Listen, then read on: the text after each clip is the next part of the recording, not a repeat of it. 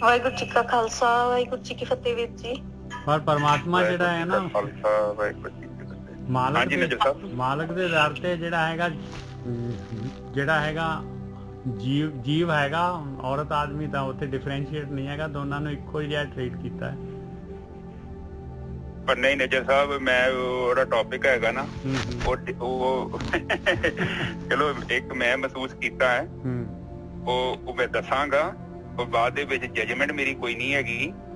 ਉਸ ਤੋਂ ਬਾਅਦ ਤੁਸੀਂ ਸਿਆਣੇ ਜੋ ਸਾਰੇ ਸਮਝਦੇ ਆ, ਆਪਾਂ ਤੇ ਦੇਖੋ ਲੇਡੀਜ਼ ਵੀ ਹੈਗੀਆਂ, ਜੈਂਟਸ ਵੀ ਹੈਗੇ ਆ, ਪਰ ਮੈਂ ਇੱਕ ਚੀਜ਼ ਨੋਟਿਸ ਕੀਤੀ ਆ, ਔਰ ਮੈਂ ਨਹੀਂ ਕਹਿੰਦਾ ਕਿ ਕਾਫੀ ਗਲਤ ਨੇ, ਪਰ ਉਹਦੇ ਚ ਕੁਝ ਪਰਸੈਂਟੇਜ ਏਦਾਂ ਦਾ ਸਿਸਟਮ ਹੈਗਾ ਵਾ,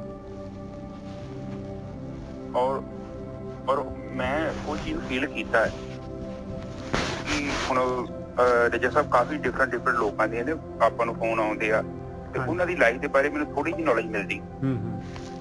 ਕੱਲ ਕੁਝ ਨਹੀਂ ਨਜਰ ਸਾਹਿਬ ਏਦਾਂ ਵਾ ਕਿ ਟੌਪਿਕ ਇਹ ਵਾ ਕਿ ਜਦੋਂ ਇੱਕ ਬੰਦਾ ਕੰਮ ਕਰਦਾ ਨਾ ਘਰੇ, ਉਹ ਬਹੁਤ ਕੰਮ ਕਰਦਾ, ਬਹੁਤ ਜ਼ਿਆਦਾ ਕੰਮ ਕਰਦਾ, ਮੋਸਟਲੀ ਸਾਰੇ ਬੰਦੇ ਕੰਮ ਕਰਦੇ ਆ, ਪਰ ਉਹਦੇ ਜਿਹੜੇ ਐਟੀਟਿਊਡ ਦੇ ਵਿੱਚ ਈਗੋ ਨਹੀਂ ਹੁੰਦੀ। ਪਰ ਜਦੋਂ ਇੱਕ ਔਰਤ ਕੰਮ ਕਰਦੀ ਹੈ ਨਾ ਘਰ ਦੇ ਵਿੱਚ,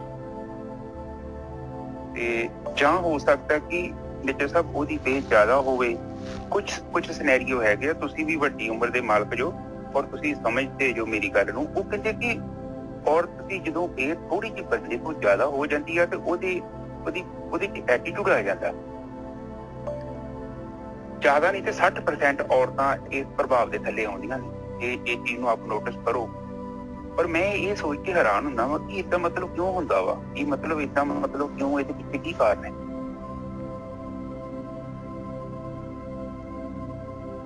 ਔਰ ਤੁਹਾਡੀ ਗੱਲ ਮੈਂ ਸਮਝਿਆ ਨਹੀਂ ਗੁਰਕੀ ਸਾਹਿਬ,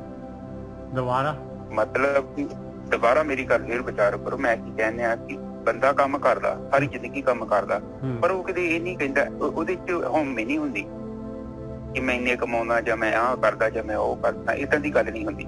ਪਰ ਜਦੋਂ ਬੰਦਾ ਤੇ ਔਰਤ ਕਰਦੇ ਦੋਨੋਂ ਇਕੱਠੇ ਕੰਮ, ਮੰਨ ਲਓ ਔਰਤ ਦੀ ਤਨਖਾਹ ਜ਼ਿਆਦਾ ਹੋਏ ਜਾਂ ਔਰਤ ਕੰਮ ਕਰਦੀ ਹੋਵੇ, ਪਰ ਉਹਦੇ ਬਿਹੇਵੀਅਰ ਦੇ ਵਿੱਚ ਐਟੀਟਿਊਡ ਆ ਜਾਂਦਾ, ਥੋੜੀ ਜਿਹੀ ਹਉਮੈ ਆ ਜਾਂਦੀ ਹੈ ਕੁਝ ਪਰਸੈਂਟ, 60% ਔਰਤਾਂ ਦੇ ਵਿੱਚ।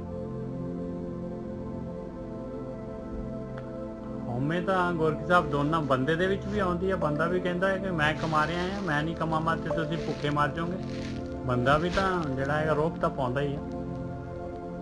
ਨਹੀਂ, ਪਰ ਮੈਂ ਮਹਿਸੂਸ ਕਰਦਾ, ਮੈਂ ਨਹੀਂ ਗੱਲ ਕਰਦਾ, ਮੈਂ ਗਲਤ ਨਹੀਂ ਕਹਿਣ ਦਿਆ, ਪਰ ਮੈਂ ਮਹਿਸੂਸ ਕਰਦਾ ਕਿ ਜਿੱਥੇ ਆਪਾਂ ਜੀਵਨ ਸਾਥੀ ਹੈਗੇ ਆ, ਉੱਥੇ ਇਹ ਚੀਜ਼ ਆਉਣੀ ਨਹੀਂ ਚਾਹੀਦੀ। ਜਿੱਥੇ ਮਤਲਬ ਉੱਥੇ ਵੱਧ ਘੱਟ ਦਾ ਤੇ ਮਸਲਾ ਨਹੀਂ। ਦੇਖੋ ਪਤਾ ਕੀ ਹੈ, ਮੈਂ ਮਹਿਸੂਸ ਕਰਦਾ ਕਿ ਜਿਹੜਾ ਜੀਵਨ ਜਿੱਦਾਂ ਦੋ ਬਲਦ ਆ, ਮੈਂ ਮਹਿਸੂਸ ਕਰਦਾ।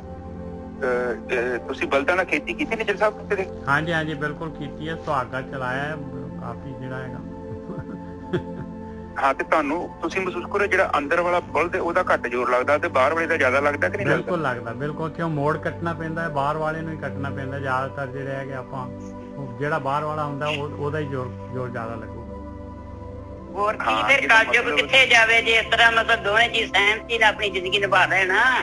ਕਲਯੁਗ ਨੇ ਬੜੀ ਕਮਾਈ ਕੀਤੀ ਆ, ਤੇ ਬਾਕੀ ਉਹ ਜਿਹੜਾ ਖਾਣ ਪਾਉਂਦੇ ਨੇ ਨਾ ਸਵਾ ਪੀੜਾ ਫਾਰੋ ਵਜੇ ਠੰਡ ਵਿਚਾਰੀ ਕੱਲੀ, ਉਹ ਜ਼ੋਰ ਤੇ ਵੱਡੇ ਦਾ ਉੱਪਰਲੇ ਦਾ ਹੀ ਜ਼ਿਆਦਾ ਲੱਗਣਾ ਵਾ। ਇਸ ਤਰ੍ਹਾਂ ਫਿਰ ਘਰ ਆ ਜਾਂਦਾ ਨਾ ਬੰਦੇ ਜਨਾਨੀ ਚ ਵੀ ਕਿ ਜਿਹੜੀ ਉਹਦੀ ਮੈਂ ਬੜੀ ਕਮਾਈ ਕਰਦੀ ਆ, ਬੰਦਾ ਦਾ ਮੈਂ ਵੀ ਕਰਦਾ ਵਾ। ਤੇ ਜੇ ਆਪਾਂ ਸਹਿਮਤ ਹੋਈਏ ਫਿਰ ਤੇ ਗੱਲ ਹੀ ਕੋਈ ਨਹੀਂ, ਕਿਸੇ ਤੇ ਗੱਲ ਖਤਮ ਹੋ ਗਈ। ਪਰ ਮਾਤਾ ਇਹ ਚੀਜ਼ ਜਿਹੜੀ ਹੈ ਨਾ, ਮੈਂ ਵੈਸੇ ਜਰਨਲ ਆਪਾਂ ਡਿਸਕਸ ਕਰਦਾ ਵਾਂ, ਨਹੀਂ ਹੋਣੀ ਚਾਹੀਦੀ ਜੋ। ਹਾਂ, ਪਰ ਇਹ ਚੀਜ਼ ਵੇਖਣ ਚ ਤੁਹਾਨੂੰ ਮਿਲੂਗੀ ਜ਼ਰੂਰ ਹੈ। ਹਾਂ ਨਹੀਂ ਬੇਟੇ, ਇਹ ਤੇ ਬਹੁਤ ਘਰਾਂ ਚ ਇਹ ਗੱਲ ਤਾਂ ਬਹੁਤ ਜ਼ਿਆਦਾ ਗੱਲ ਹੈ ਤੇ ਜਿਹੜੀ ਕਹਿਣ ਡਿਆ ਤੂੰ, ਇਹ ਗੱਲ ਬਹੁਤ ਲੋਕਾਂ ਚ ਹੀ ਆ। ਅਬਜ਼ਰਵ ਕਰੋਗੇ ਨਾ ਨਿੱਜਰ ਸਾਹਿਬ, ਤੁਸੀਂ ਫੀਲ ਕਰੋਗੇ, ਇਹ ਚੀਜ਼ ਫੀਲ ਕਰੋਗੇ। ਔਰ ਮੈਂ ਚਾਹੁੰਦਾ ਕਿ ਔਗਣ ਆ, ਇਸ ਤੋਂ ਮੁਕਤ ਕਰ ਲਓ ਆਪਣੇ ਆਪ ਨੂੰ। ਇਹ ਬੜਾ ਤਗੜਾ ਔਗਣ ਆ ਕੇ, ਪਰ ਸਮਝਣੀਆਂ ਥੋੜੀਆਂ ਜਨਾਨੀਆਂ। ਨੋਟ ਕਮਾਉਣ ਦੀ ਗੱਲ ਕਰਦਾ, ਜਨਾਨੀ ਜਿਹੜੀ ਮੇਰੇ ਵਰਗੀ ਰੋਟੀਆਂ ਚਾਰ ਪਕਾ ਦਿੰਦੀ, ਉਹ ਆਉਂਦੀ ਮੈਂ ਕਹਿੰਦੀ ਧਨੀਆ ਸਿਆਪਾ ਕੀਤਾ। ਜਨਾਨੀ ਰੋਟੀਆਂ ਚਾਰ ਵੱਧ ਪਕਾਉਣੀਆਂ ਪੈ ਜਾਣ ਨਾ, ਤੇ ਇਹ ਥੋੜੀ ਆਂਦੀ ਮੈਂ ਪ੍ਰਸ਼ਾਦਾ ਤਿਆਰ ਕੀਤਾ, ਉਹਦੇ ਨਖਤੇ ਮੈਂ ਮਰਜ਼ੀ ਤੁਹਾਡਾ ਸਿਆਪਾ ਕਰਦੀ। ਹਾਂ ਮੈਂ ਤਿਆਰ ਕੀਤਾ। ਹਾਂ ਹੁਣ ਇਹਦੇ ਵਿੱਚ ਪਤਾ ਕੀ ਮੈਂ ਇਹ ਚੀਜ਼ ਨੂੰ ਲੱਭ ਲਿਆ ਜੀ। ਮੈਂ ਇਹ ਚੀਜ਼ ਨੂੰ ਦੇਖੋ, ਜਿੱਥੇ ਔਰਤ ਜਿਹੜੀ ਹਿਰਦੇ 'ਚ ਬੈਠੀ ਹੈ, ਔਰਤ ਮਨ ਵਿੱਚ ਜੀਵਨ ਬਤੀਤ ਕਰਦੀ ਹੈ ਨਿੱਜੀ ਸਾਹਿਬ। ਮਨ ਦੇ ਵਿੱਚ ਔਰਤ ਦੇ ਵਿੱਚ ਪਿਆਰ ਤੇ ਬਹੁਤ ਹੈ ਕਿਉਂਕਿ ਹਿਰਦੇ ਚੱਕਰ 'ਚ ਬੈਠੀ ਹੈ, ਪਰ ਦੂਜੀ ਤਰਫ ਔਰਤ ਦੇ ਵਿੱਚ ਜੈਲਸੀ ਵੀ ਬਹੁਤ ਹੈ, ਈਰਖਾ ਬਹੁਤ ਹੈ।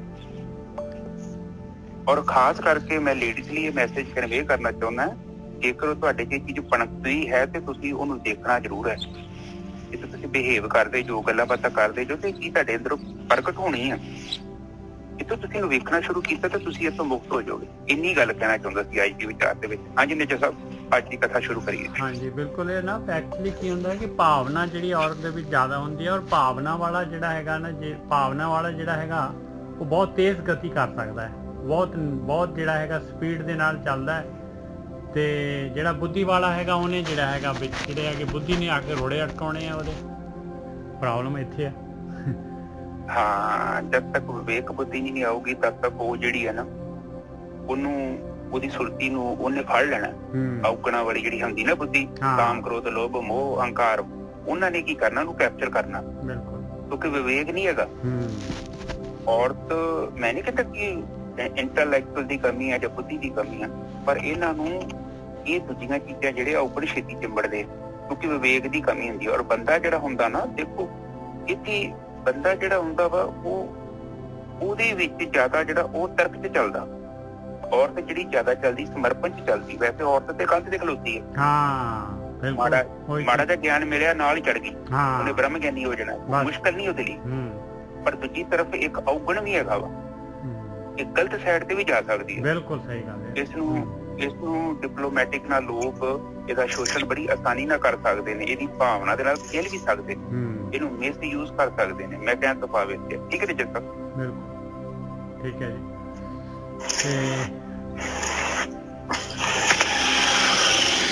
ਅਮਰਪਾਲ ਜੀ ਤੁਹਾਡਾ? ਅਮਰਪਾਲ ਜੀ ਤੁਸੀਂ ਬੜਾ ਮੋਟਰਸਾਈਕਲ ਚਲਾਤਾ ਜੀ। ਹਾਂਜੀ ਅੱਜ ਵਿਚਾਰ ਸ਼ੁਰੂ। ਮੈਂ ਕਹਿਣ ਲੱਗਾ ਹੈ ਜੀ ਕੁਝ, ਚਲੋ। ਹਾਂਜੀ ਹਾਂ, ਬੋਲੋ ਤੁਸੀਂ ਵੀ ਵਿਚਾਰ ਦਿਓ ਜੀ ਆਪਣੇ। ਹੋਰ ਕੀ ਤੁਸੀਂ ਕਹਿੰਦੇ ਨਾ, ਉਹ ਬੜੀ ਵੱਡੀ ਇੱਕ ਗੱਲ ਬਾਣੀ 'ਚ ਲਿਖੀ ਆ ਵੀ ਪੁਰਖ ਮੇ ਨਾਰ ਮੇ ਪੁਰਖਾ ਬੁਝੋ ਬ੍ਰਹਮ ਗਿਆਨੀ, ਕਿ ਬੰਦੇ ਦੇ ਅੰਦਰ ਔਰਤ ਵੀ ਆ ਤੇ ਮਨੁੱਖ ਵੀ ਆ। ਤੇ ਤੁਸੀਂ ਜਿਹੜੀ ਅੱਜ ਬਰੀਕੀ ਦੀ ਗੱਲ ਕੀਤੀ, ਤੁਸੀਂ ਵੇਖੋ ਵੀ ਸਭ ਯੂਰਪ ਕੰਟਰੀਆਂ ਦੇ ਵਿੱਚ ਮਸਜਿਦ ਦੇ ਵਿੱਚ ਔਰਤ ਨੂੰ ਨਾ ਜਾਣ ਦਾ ਕਾਰਨ ਕੀ ਹੈ? ਫਿਰ ਕਿਉਂ ਮਨਾਈ ਆ? ਇਹ ਤੇ ਥੋੜੀ ਜਾਣਨਾ ਪਾਓ। ਮਨਾਈ ਦੀ ਗੱਲ ਪਤਾ ਕੀ ਹੈ ਅਮਰਪਾਲ ਜੀ, ਮਨਾਈ ਤੇ ਬੇਵਕੂਫੀ ਹੈ। ਮੇਰੇ ਹਿਸਾਬ ਨਾਲ ਤਾਂ ਕੋਈ ਫਰਕ ਨਹੀਂ ਪੈਂਦਾ। ਹਾਂ ਬਿਲਕੁਲ ਸਹੀ ਗੱਲ। ਕਿਉਂਕਿ ਇਹ ਔਰਤ ਮਰਦ ਕੋਈ ਦੋ ਨਹੀਂ ਹੈਗੇ, ਆਪਾਂ ਸਾਰੇ ਜੀਵ ਹੈਗੇ। ਇਹ ਇੱਥੇ ਥੋੜੀ ਜਿਹੀ ਇੱਕ ਪ੍ਰੋਬਲਮ ਹੁੰਦੀ ਹੈ। ਇਹ ਤਾਂ ਗੁਰੂ ਘਰ ਨੇ ਉਪਦੇਸ਼ ਕਥਾ ਕੀਤਾ ਨਾ, ਆਉਣ ਦਾ ਦਿਖਾਇਆ ਗੁਰੂ ਘਰ 'ਚ, ਪਰ ਬਾਕੀ ਕੰਟਰੀਆਂ ਦੇ ਵਿੱਚ ਅੱਜ ਵੀ ਔਰਤ ਨਹੀਂ ਜਾ ਸਕਦੀ। ਇਹਦਾ ਕਾਰਨ ਵੇਖ ਲਓ, ਕੀ ਧਰਮ ਕੀ ਸਮਝ ਕੇ ਬੈਠੇ ਆ। ਵੀਰ ਜੀ ਦੇ ਅੰਦਰ ਵੀ ਉਹੀ ਜਿਹੜਾ ਹੈ ਨਾਰ ਮੈਂ ਪੁਰਖ ਮੈਂ ਨਾਰ ਬੁੱਝੋ ਬ੍ਰਹਮ ਗਿਆਨੀ, ਉਹ ਇਹ ਚੀਜ਼ ਨਹੀਂ ਹੈ।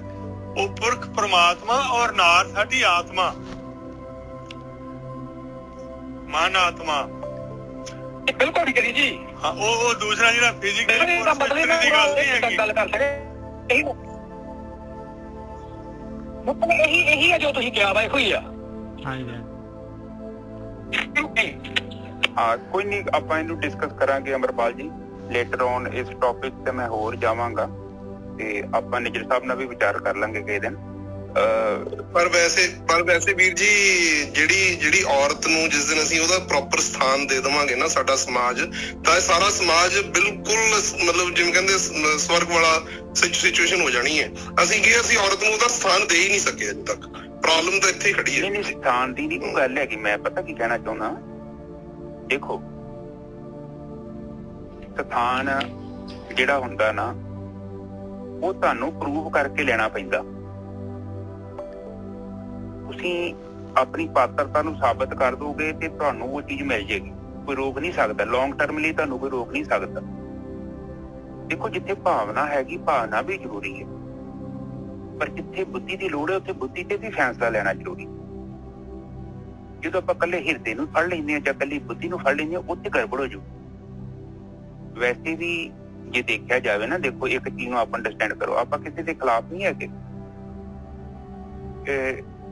ਤੁਸੀਂ ਦੇਖੋ, ਮੈਂ ਹੁਣ ਇੱਦਾਂ ਡਾਕੂਮੈਂਟਰੀ ਵੇਖਣ ਦਿਆ ਸਾਂ, ਉਹ ਡਾਕੂਮੈਂਟਰੀ ਦੇ ਵਿੱਚ ਨਿੱਜਰ ਸਾਹਿਬ ਬਾਂਦਰ ਆ, ਬਾਂਦਰ ਵੇਖ ਲਓ। ਬਾਂਦਰ ਵੀ ਜਿਹੜੇ ਨਾ, ਉਹ ਉਹਨਾਂ ਤੇ ਇੱਕ ਹੈਡ ਆ, 50 ਬਾਂਦਰ ਆ ਉਹਦੇ ਕੋਲ। ਜਿੱਥੋਂ ਮੈਂ ਵੀ ਨਾ ਪਿਆ ਕਿ ਬੰਦੇ ਨੇ ਉੱਥੋਂ ਹੀ ਸਿੱਖਿਆ ਵਾ ਕਿ ਕਿੱਦਾਂ ਹੈਡ ਬਣਨਾ ਵਾ। ਉਹ ਅਲਫਾ ਬਾਂਦਰ ਹੁੰਦਾ ਉਹਨਾਂ ਦੇ ਵਿੱਚ, ਜਿਹੜੇ ਦੂਜੇ ਬਾਂਦਰਾਂ ਤੇ ਕੰਟਰੋਲ ਕਰਦਾ। ਉਹ ਨਿੱਜਰ ਸਾਹਿਬ ਉਹ 50 ਬਾਂਦਰਾਂ ਤੋਂ ਜ਼ਿਆਦਾ ਬਾਂਦਰ ਨਹੀਂ ਹੋਣ ਦਿੰਦਾ, ਉਹ ਗਰੁੱਪ ਚ ਨਹੀਂ ਵੰਡ ਦਊਗਾ। ਕਿਉਂ ਨਹੀਂ ਵੰਡ ਦਿੰਦਾ? ਕਿਉਂਕਿ 50 ਤੋਂ ਵੱਧ ਕਿਤੇ ਬਾਂਦਰਾਂ ਨੂੰ ਕੰਟਰੋਲ ਨਹੀਂ ਕੀਤਾ ਜਾ ਸਕਦਾ। ਇੱਕ ਬਾਂਦਰ ਕੇਵਲ 50 ਹੀ ਬਾਂਦਰਾਂ ਨੂੰ ਕੰਟਰੋਲ ਕਰ ਸਕਦਾ। ਇਹ ਕੁਦਰਤੀ ਤੌਰ ਤੇ ਕੁਝ ਨਿਯਮ ਬਣੇ ਨੇ, ਅੱਜ ਦੇ ਨਹੀਂ ਬਣੇ, ਇਹ ਬੜੇ ਪੁਰਾਤਨ ਬਣੇ ਆ। ਔਰ ਉਹ ਜਿਹੜੀ ਚੀਜ਼ ਹੈਗੀ ਆ, ਔਰ ਉਹਦੇ ਪਿੱਛੇ ਇੱਕ ਫਿਜ਼ੀਕਲ ਸਟਰਕਚਰ ਵੀ ਬਿਲੋਂਗ ਕਰਦਾ। ਦੇਖੋ, ਬੰਦੇ ਦਾ ਸਟਰਕਚਰ ਹੋਰ ਤਰ੍ਹਾਂ ਦਾ, ਔਰਤ ਦਾ ਬੋਡੀ ਦਾ ਸਟਰਕਚਰ ਹੋਰ ਹੈ। ਔਰਤ ਜਿਹੜੀ ਆ ਉਹ ਮਨ ਦੇ ਵਿੱਚ ਜੀਵਨ ਬਤੀਤ ਕਰਦੀ ਹੈ, ਔਰ ਬੰਦਾ ਜਿਹੜਾ ਉਹ ਬੁੱਧੀ ਦੇ ਆਧਾਰ ਤੇ ਬੈਠਾ ਹੈ। ਔਰਤ ਕੋ ਪਿਆਰ ਹੈ, ਬੰਦੇ ਕੋ ਬੁੱਧੀ ਹੈ। ਪਰ ਇਹ ਦੋਨੋਂ ਜਦ ਤੱਕ ਬੈਲੈਂਸਿੰਗ ਹੀ ਨਹੀਂ ਨਾ ਹੁੰਦੀ, ਤਦ ਤੱਕ ਦੋਨੋਂ ਹੀ ਅਧੂਰੇ ਆ। ਕੋਈ ਕਰਮ ਵਾਲਾ ਜੀਵ ਹੁੰਦਾ ਜਿਹਦੇ ਵਿੱਚ ਬੁੱਧੀ ਵੀ ਹੁੰਦੀ ਹੈ ਤੇ ਪਿਆਰ ਵੀ ਹੁੰਦਾ ਹੈ। ਤੋ ਇਹ ਚੀਜ਼ਾਂ ਜਿਹੜੀਆਂ ਹੈਗੀਆਂ ਆਪਾਂ ਲੇਟਰ ਔਨ ਡਿਸਕਸ ਕਰਾਂਗੇ, ਤੇ ਕਿਉਂਕਿ ਇਹ ਕਾਫੀ ਜ਼ਿਆਦਾ ਫਿਜ਼ੀਕਲੀ ਵੀ ਹੈਗੀ ਹੈ, ਮੈਂਟਲੀ ਵੀ ਹੈਗੀ ਹੈ। ਇਸ ਤੋਂ ਅੱਜ ਦੀ ਵਿਚਾਰ ਆਪਾਂ ਸ਼ੁਰੂ ਕਰੀਏ ਨਿੱਜਰ ਸਾਹਿਬ। ਹਾਂਜੀ, ਤੇ ਗੁਰੂ ਗ੍ਰੰਥ ਸਾਹਿਬ ਜਿਹੜੀ ਹੈਗੀ ਹੈ ਬਾਣੀ, ਗੁਰੂ ਗ੍ਰੰਥ ਸਾਹਿਬ ਦੀ ਜਿਹੜੀ ਸੇਧ ਹੈਗੀ ਆ, ਉਹ ਕਹਿੰਦੀ ਹੈ ਕਿ ਦੋਨੋਂ ਜਿਹੜੇ ਹੈਗੇ ਬੈਲੈਂਸ ਕਰ ਪਾਏ, ਬੁੱਧੀ ਔਰ ਜਿਹੜਾ ਹੈਗਾ ਤੇਰੀ ਭਾਵਨਾ, ਦੋਨੋਂ ਚਾਹੀਦੇ ਆ। ਤਾਂ ਕਿਉਂਕਿ ਭਾਵਨਾ ਦੇ ਪੈਰ ਆ ਤੇ ਬੁੱਧੀ ਜਿਹੜੀ ਹੈਗੀ ਆ ਉਹਦੀਆਂ ਅੱਖਾਂ ਹੈਗੀਆਂ। ਜਦ ਤੱਕ ਗਿਆਨ ਹੋਊਗਾ ਤੇ ਪੈਰ ਵੀ ਹੋਣਗੇ, ਤਾਂ ਹੀ ਯਾਤਰਾ ਹੋ ਸਕਦੀ ਆ। ਦੋਨੋਂ ਹੀ ਚਾਹੀਦੇ ਭਾਈ, ਆਪਾਂ ਤੇ ਇਹ ਕਹਿੰਦੇ। ਤੇ ਅੱਜ ਆਪਾਂ ਅੰਗ 7 ਤਾਂ ਆਪਾਂ ਗਿਆਨ ਖੰਡ ਦੇ ਬਾਰੇ ਜਿਹੜਾ ਹੈਗਾ, ਜਿਹੜਾ ਇਹ ਮਹਾਰਾਜ ਨੇ ਜਿਹੜਾ ਹੈਗਾ ਇੱਕ ਅੰਕ ਲਗਾਇਆ 35ਵਾਂ, ਉਹ ਲੈ ਰਹੇ ਆ। ਇਸ ਤੋਂ ਪਹਿਲਾਂ ਮਹਾਰਾਜ ਨੇ ਦੱਸਿਆ ਸੀਗਾ ਬਈ ਤੂੰ ਧਰਤੀ ਤੇ ਆ ਰਿਹਾ ਆ, ਧਰਤੀ ਜਿਹੜੀ ਹੈਗੀ ਇਹ ਕਰਮ ਭੂਮੀ ਹੈਗੀ ਆ। ਇੱਥੇ ਤੈਨੂੰ ਜਿਹੜਾ ਹੈਗਾ ਧਰਮ ਕਮਾਉਣ ਵਾਸਤੇ ਤੂੰ ਆ ਰਿਹਾ। ਤੇਰਾ ਮਨੁੱਖ ਜੂਨ ਹੈਗੀ ਆ, ਤੇ ਮਨੁੱਖ ਦਾ ਧਰਮ ਜਿਹੜਾ ਹੈਗਾ ਭਈ ਪ੍ਰਾਪਤ ਮਨੁੱਖ ਦੇ ਹੁਰੀਆ, ਗੋਬਿੰਦ ਮਿਲਣ ਕੀ ਤੇਰੀ ਬਰੀਆ। ਆਹ ਕੰਮ ਕਰਨ ਵਾਸਤੇ ਤੈਨੂੰ ਇੱਥੇ ਭੇਜਿਆ ਜਾ ਰਿਹਾ ਹੈ। ਹੁਣ ਇੱਥੇ ਮਹਾਰਾਜ ਦੱਸ ਰਹੇ ਆ ਧਰਮ ਖੰਡ ਕਾ ਇਹੋ ਧਰਮ। ਕਹਿੰਦੇ ਪਿੱਛੇ ਜਿਹੜਾ ਦੱਸਿਆ ਸੀ ਤੈਨੂੰ ਉਹ ਧਰਮ ਖੰਡ ਦਾ, ਉਹ ਰਾਤੀ ਰੁੱਤੀ ਤਿੱਥੀ ਵਾਰ ਪਵਨ ਪਾਣੀ ਅਗਨੀ ਪਾਤਾਲ, ਤਿਸ ਵਿੱਚ ਧਰਤੀ ਥਾਪ ਰੱਖੀ ਧਰਮਸਾਲ, ਤਿਸ ਵਿੱਚ ਜੀ ਜੁਗਤ ਕੇ ਰੰਗ, ਤਿਨਕੇ ਨਾਮ ਅਨੇਕ ਅਨੰਤ, ਕਰਮੀ ਕਰਮੀ ਹੋਏ ਵਿਚਾਰ ਸੱਚਾ ਆਪ ਸੱਚਾ ਦਰਬਾਰ, ਤਿੱਤੇ ਸੋਹਨ ਪੰਚ ਪਰਵਾਨ, ਨਦਰੀ ਕਰਮ ਪਵੇ ਨਿਸ਼ਾਨ, ਕੱਚ ਪਕਾਈ ਉੱਤੇ ਪਾਏ, ਨਾਨਕ ਗਿਆ ਜਾਪੇ ਜਾਏ। ਕਹਿੰਦੇ ਆ ਜੋ ਦੱਸਿਆ ਆ ਪਿੱਛੇ ਧਰਮ ਖੰਡ ਦਾ ਇਹੋ ਧਰਮ, ਧਰਮ ਖੰਡ ਕਾ ਇਹੋ ਧਰਮ। ਕਹਿੰਦੇ ਆ ਤੈਨੂੰ ਧਰਮ ਖੰਡ ਦੇ ਬਾਰੇ ਜਾਣਕਾਰੀ ਦੇ ਦਿੱਤੀ। ਭਾਈ ਧਰਮ ਖੰਡ ਕਿਹਨੂੰ ਕਹਿੰਦੇ ਆ, ਕੀ ਹੁੰਦਾ ਹੈ, ਕੀ ਕਰਨਾ ਹੈ ਉੱਥੇ। ਹੁਣ ਤੈਨੂੰ ਦੱਸ ਰਹੇ ਭਾਈ ਅੱਗੇ ਗਿਆਨ ਖੰਡ। ਬਈ ਦੁਨੀਆ ਚ ਆਇਆ ਆ ਤੇ ਧਰਮ ਕਰਨਾ ਹੈ ਤੇ ਤੈਨੂੰ ਗਿਆਨ ਲੈਣਾ ਪਊਗਾ, ਗਿਆਨ ਲੈਣਾ ਵੀ ਪਊਗਾ, ਔਰ ਗਿਆਨ ਜਿਹੜਾ ਹੈਗਾ ਆਪਣਾ ਪੈਦਾ ਵੀ ਕਰਨਾ ਪਊਗਾ। ਗਿਆਨ ਤੇਰੇ ਅੰਦਰ ਪੈਦਾ ਵੀ ਹੋਊਗਾ। ਧਰਮ ਖੰਡ ਕਾ ਇਹੋ ਧਰਮ, ਗਿਆਨ ਖੰਡ ਕਾ ਆਖੋ ਕਰਮ। ਕਹਿੰਦੇ ਮੈਂ ਹੁਣ ਗਿਆਨ ਖੰਡ ਦੇ ਬਾਰੇ ਦੱਸ ਰਿਹਾ ਭਾਈ। ਇਹ ਧਰਮ ਕਮਾਉਣਾ ਹੈ ਤੇ ਧਰਮ ਜਿਹੜਾ ਹੈਗਾ ਇਹਨੂੰ ਕਮਾਉਣ ਦੇ ਵਾਸਤੇ ਗਿਆਨ ਵੀ ਲੈਣਾ ਪੈਣਾ ਹੈ। ਕੇਤੇ ਪਵਨ ਪਾਣੀ ਵੈਸੰਤਰ, ਕੇਤੇ ਕਾਨ ਮਹੇਸ਼। ਇੱਕ ਗੱਲ ਯਾਦ ਰੱਖ ਮਿੱਤਰਾ, ਜਿਹੜੇ ਮਾਲਕ ਪਰਮਾਤਮਾ ਦੀ ਭਗਤੀ ਕਰਨੀ ਆ, ਉਹ ਮਾਲਕ ਪਰਮਾਤਮਾ ਦੇ ਬਾਰੇ ਥੋੜੀ ਜੀ ਜਾਣਕਾਰੀ ਲੈ ਲਾ। ਤੂੰ ਤੇਰੀ ਧਰਤੀ ਤੇ ਇੱਕ ਪਵਨ ਹੈਗੀ ਆ, ਇੱਕ ਹਵਾ ਹੈਗੀ ਆ, ਇੱਕ ਪਾਣੀ ਹੈਗਾ, ਇੱਕ ਅੱਗ ਹੈਗੀ ਆ। ਕਹਿੰਦੇ ਦੇਖ ਲਾ ਪਿਆਰਿਆ, ਉਹ ਮਾਲਕ ਪਰਮਾਤਮਾ ਜਿਹੜਾ ਹੈਗਾ ਉਹਦੇ ਕੰਟਰੋਲ ਦੇ ਵਿੱਚ ਪਤਾ ਨਹੀਂ ਕਿੰਨੀਆਂ ਕੁ ਹਵਾਵਾਂ ਹੈਗੀਆਂ, ਕਿੰਨੇ ਕੁ ਪਾਣੀ ਹੈਗੇ ਆ, ਕਿੰਨੀਆਂ ਕੁ ਅੱਗਾਂ ਹੈਗੀਆਂ। ਕੇਤੇ ਕਾਨ ਮਹੇਸ਼, ਇੱਕ ਕ੍ਰਿਸ਼ਨ ਤੂੰ ਕਹਿ ਰਿਹਾ ਆ। ਕਹਿੰਦੇ ਉੱਥੇ ਤਾਂ ਪਤਾ ਹੀ ਨਹੀਂ ਕਿੰਨੇ ਕੁ ਹੈਗੇ ਕ੍ਰਿਸ਼ਨ, ਕਾਨਾ, ਕਿੰਨੇ ਕੁ ਸ਼ਿਵ ਹੈਗੇ ਮਹੇਸ਼। केते बरमे घाड़त कणीए, पता नहीं किन्ने ब्रह्मे नवे पैदा होई जा रहे आ। रूप रंग के वेश, किन्ने अलग अलग तरह के रूपां दे, रंगां दे, वेशां दे ब्रह्मे किन्ने बन रहे आ, और किन्ने को ब्रह्मे घाड़त कड़ी जा रहे आ। वो दुनिया दे जिहड़ी हैगी आ सृष्टि जिहड़ी हैगी जीव। केतियां कर्म भूमि, आ तेरी कर्म भूमि एक हैगी आ धरती, वो मालक परमात्मा दी सल्तनत दे विच, ओदी सृष्टि दे विच पता ही नहीं किन्नियां क कर्म भूमियां हैगियां। मेर केते किन्ने क मेर वर्गे पहाड़ हैगे, केते तू उपदेश, किन्ने क ध्रुव भगत हैगे, किन्ने क उपदेश हैगे। केते इंद चंद सूर, केते मंडल देश दे, किन्ने क इंद्र देवता हैगे, किन्ने क चंद्रमा हैगे। तेरे तो इको ही इंद्र देवता, इको ही चंद्रमा।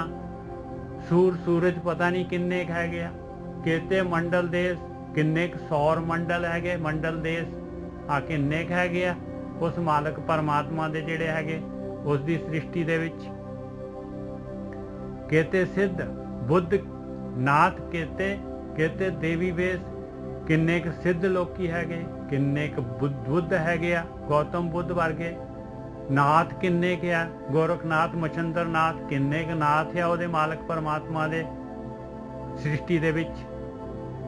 केते देवी वेश, किन्नियां क देवियां हैगियां, किन्ने क उन्हां दे वेश हैगे, किन्ने क डिफरेंट टाइप दियां देवियां हैगियां।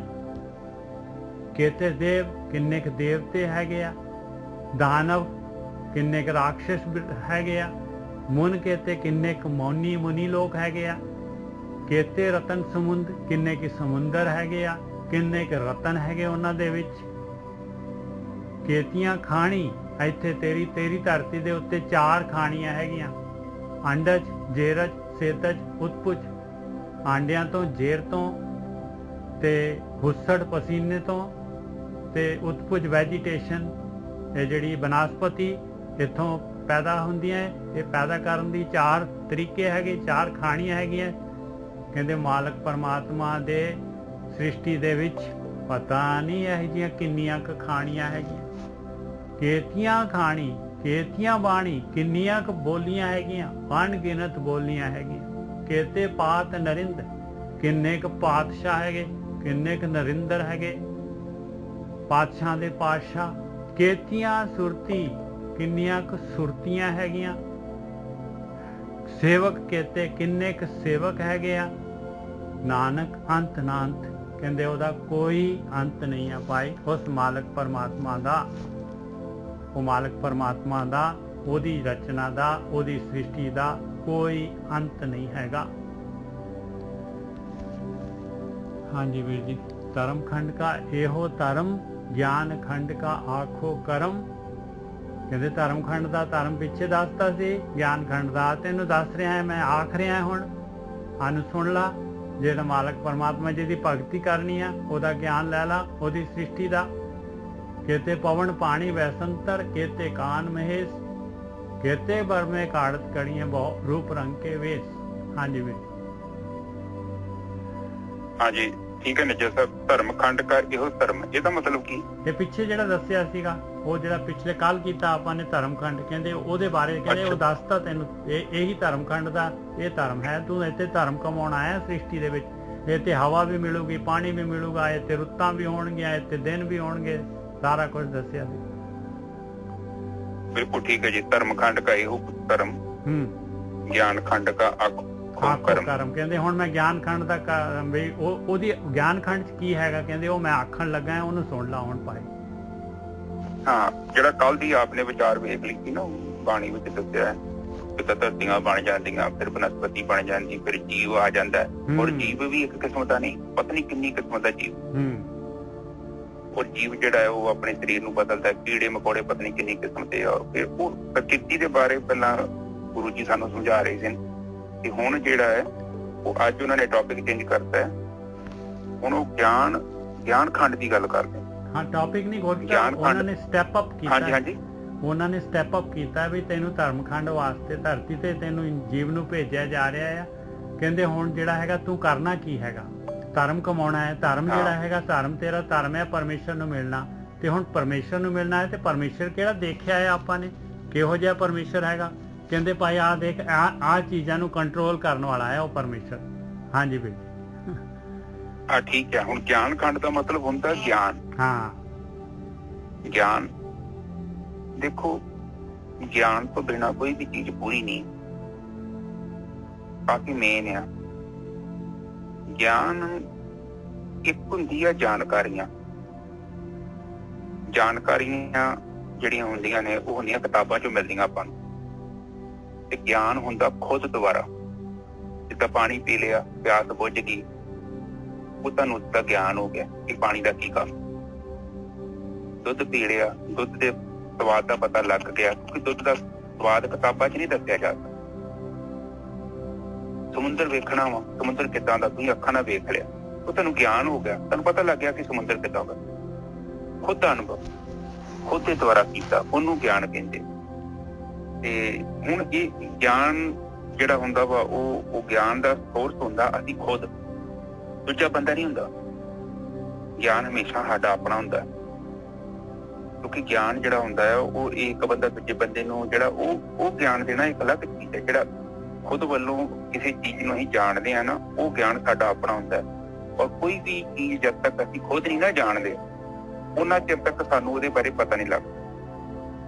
ਇਸੇ ਹੀ ਤਰ੍ਹਾਂ ਆਤਮਾ ਰੂਪੀ ਜੋ ਪਰਮਾਤਮਾ ਹੈ ਉਹ ਵੀ ਇੱਕ ਗਿਆਨ ਦਾ ਵਿਸ਼ਾ ਹੈ। ਆਤਮ ਗਿਆਨ, ਆਤਮ ਗਿਆਨ ਕਹਿਣ ਤੋਂ ਭਾਵ ਆਪਣੇ ਆਪ ਦਾ ਗਿਆਨ, ਉਹ ਇੱਕ ਅਵਸਥਾ ਹੈ।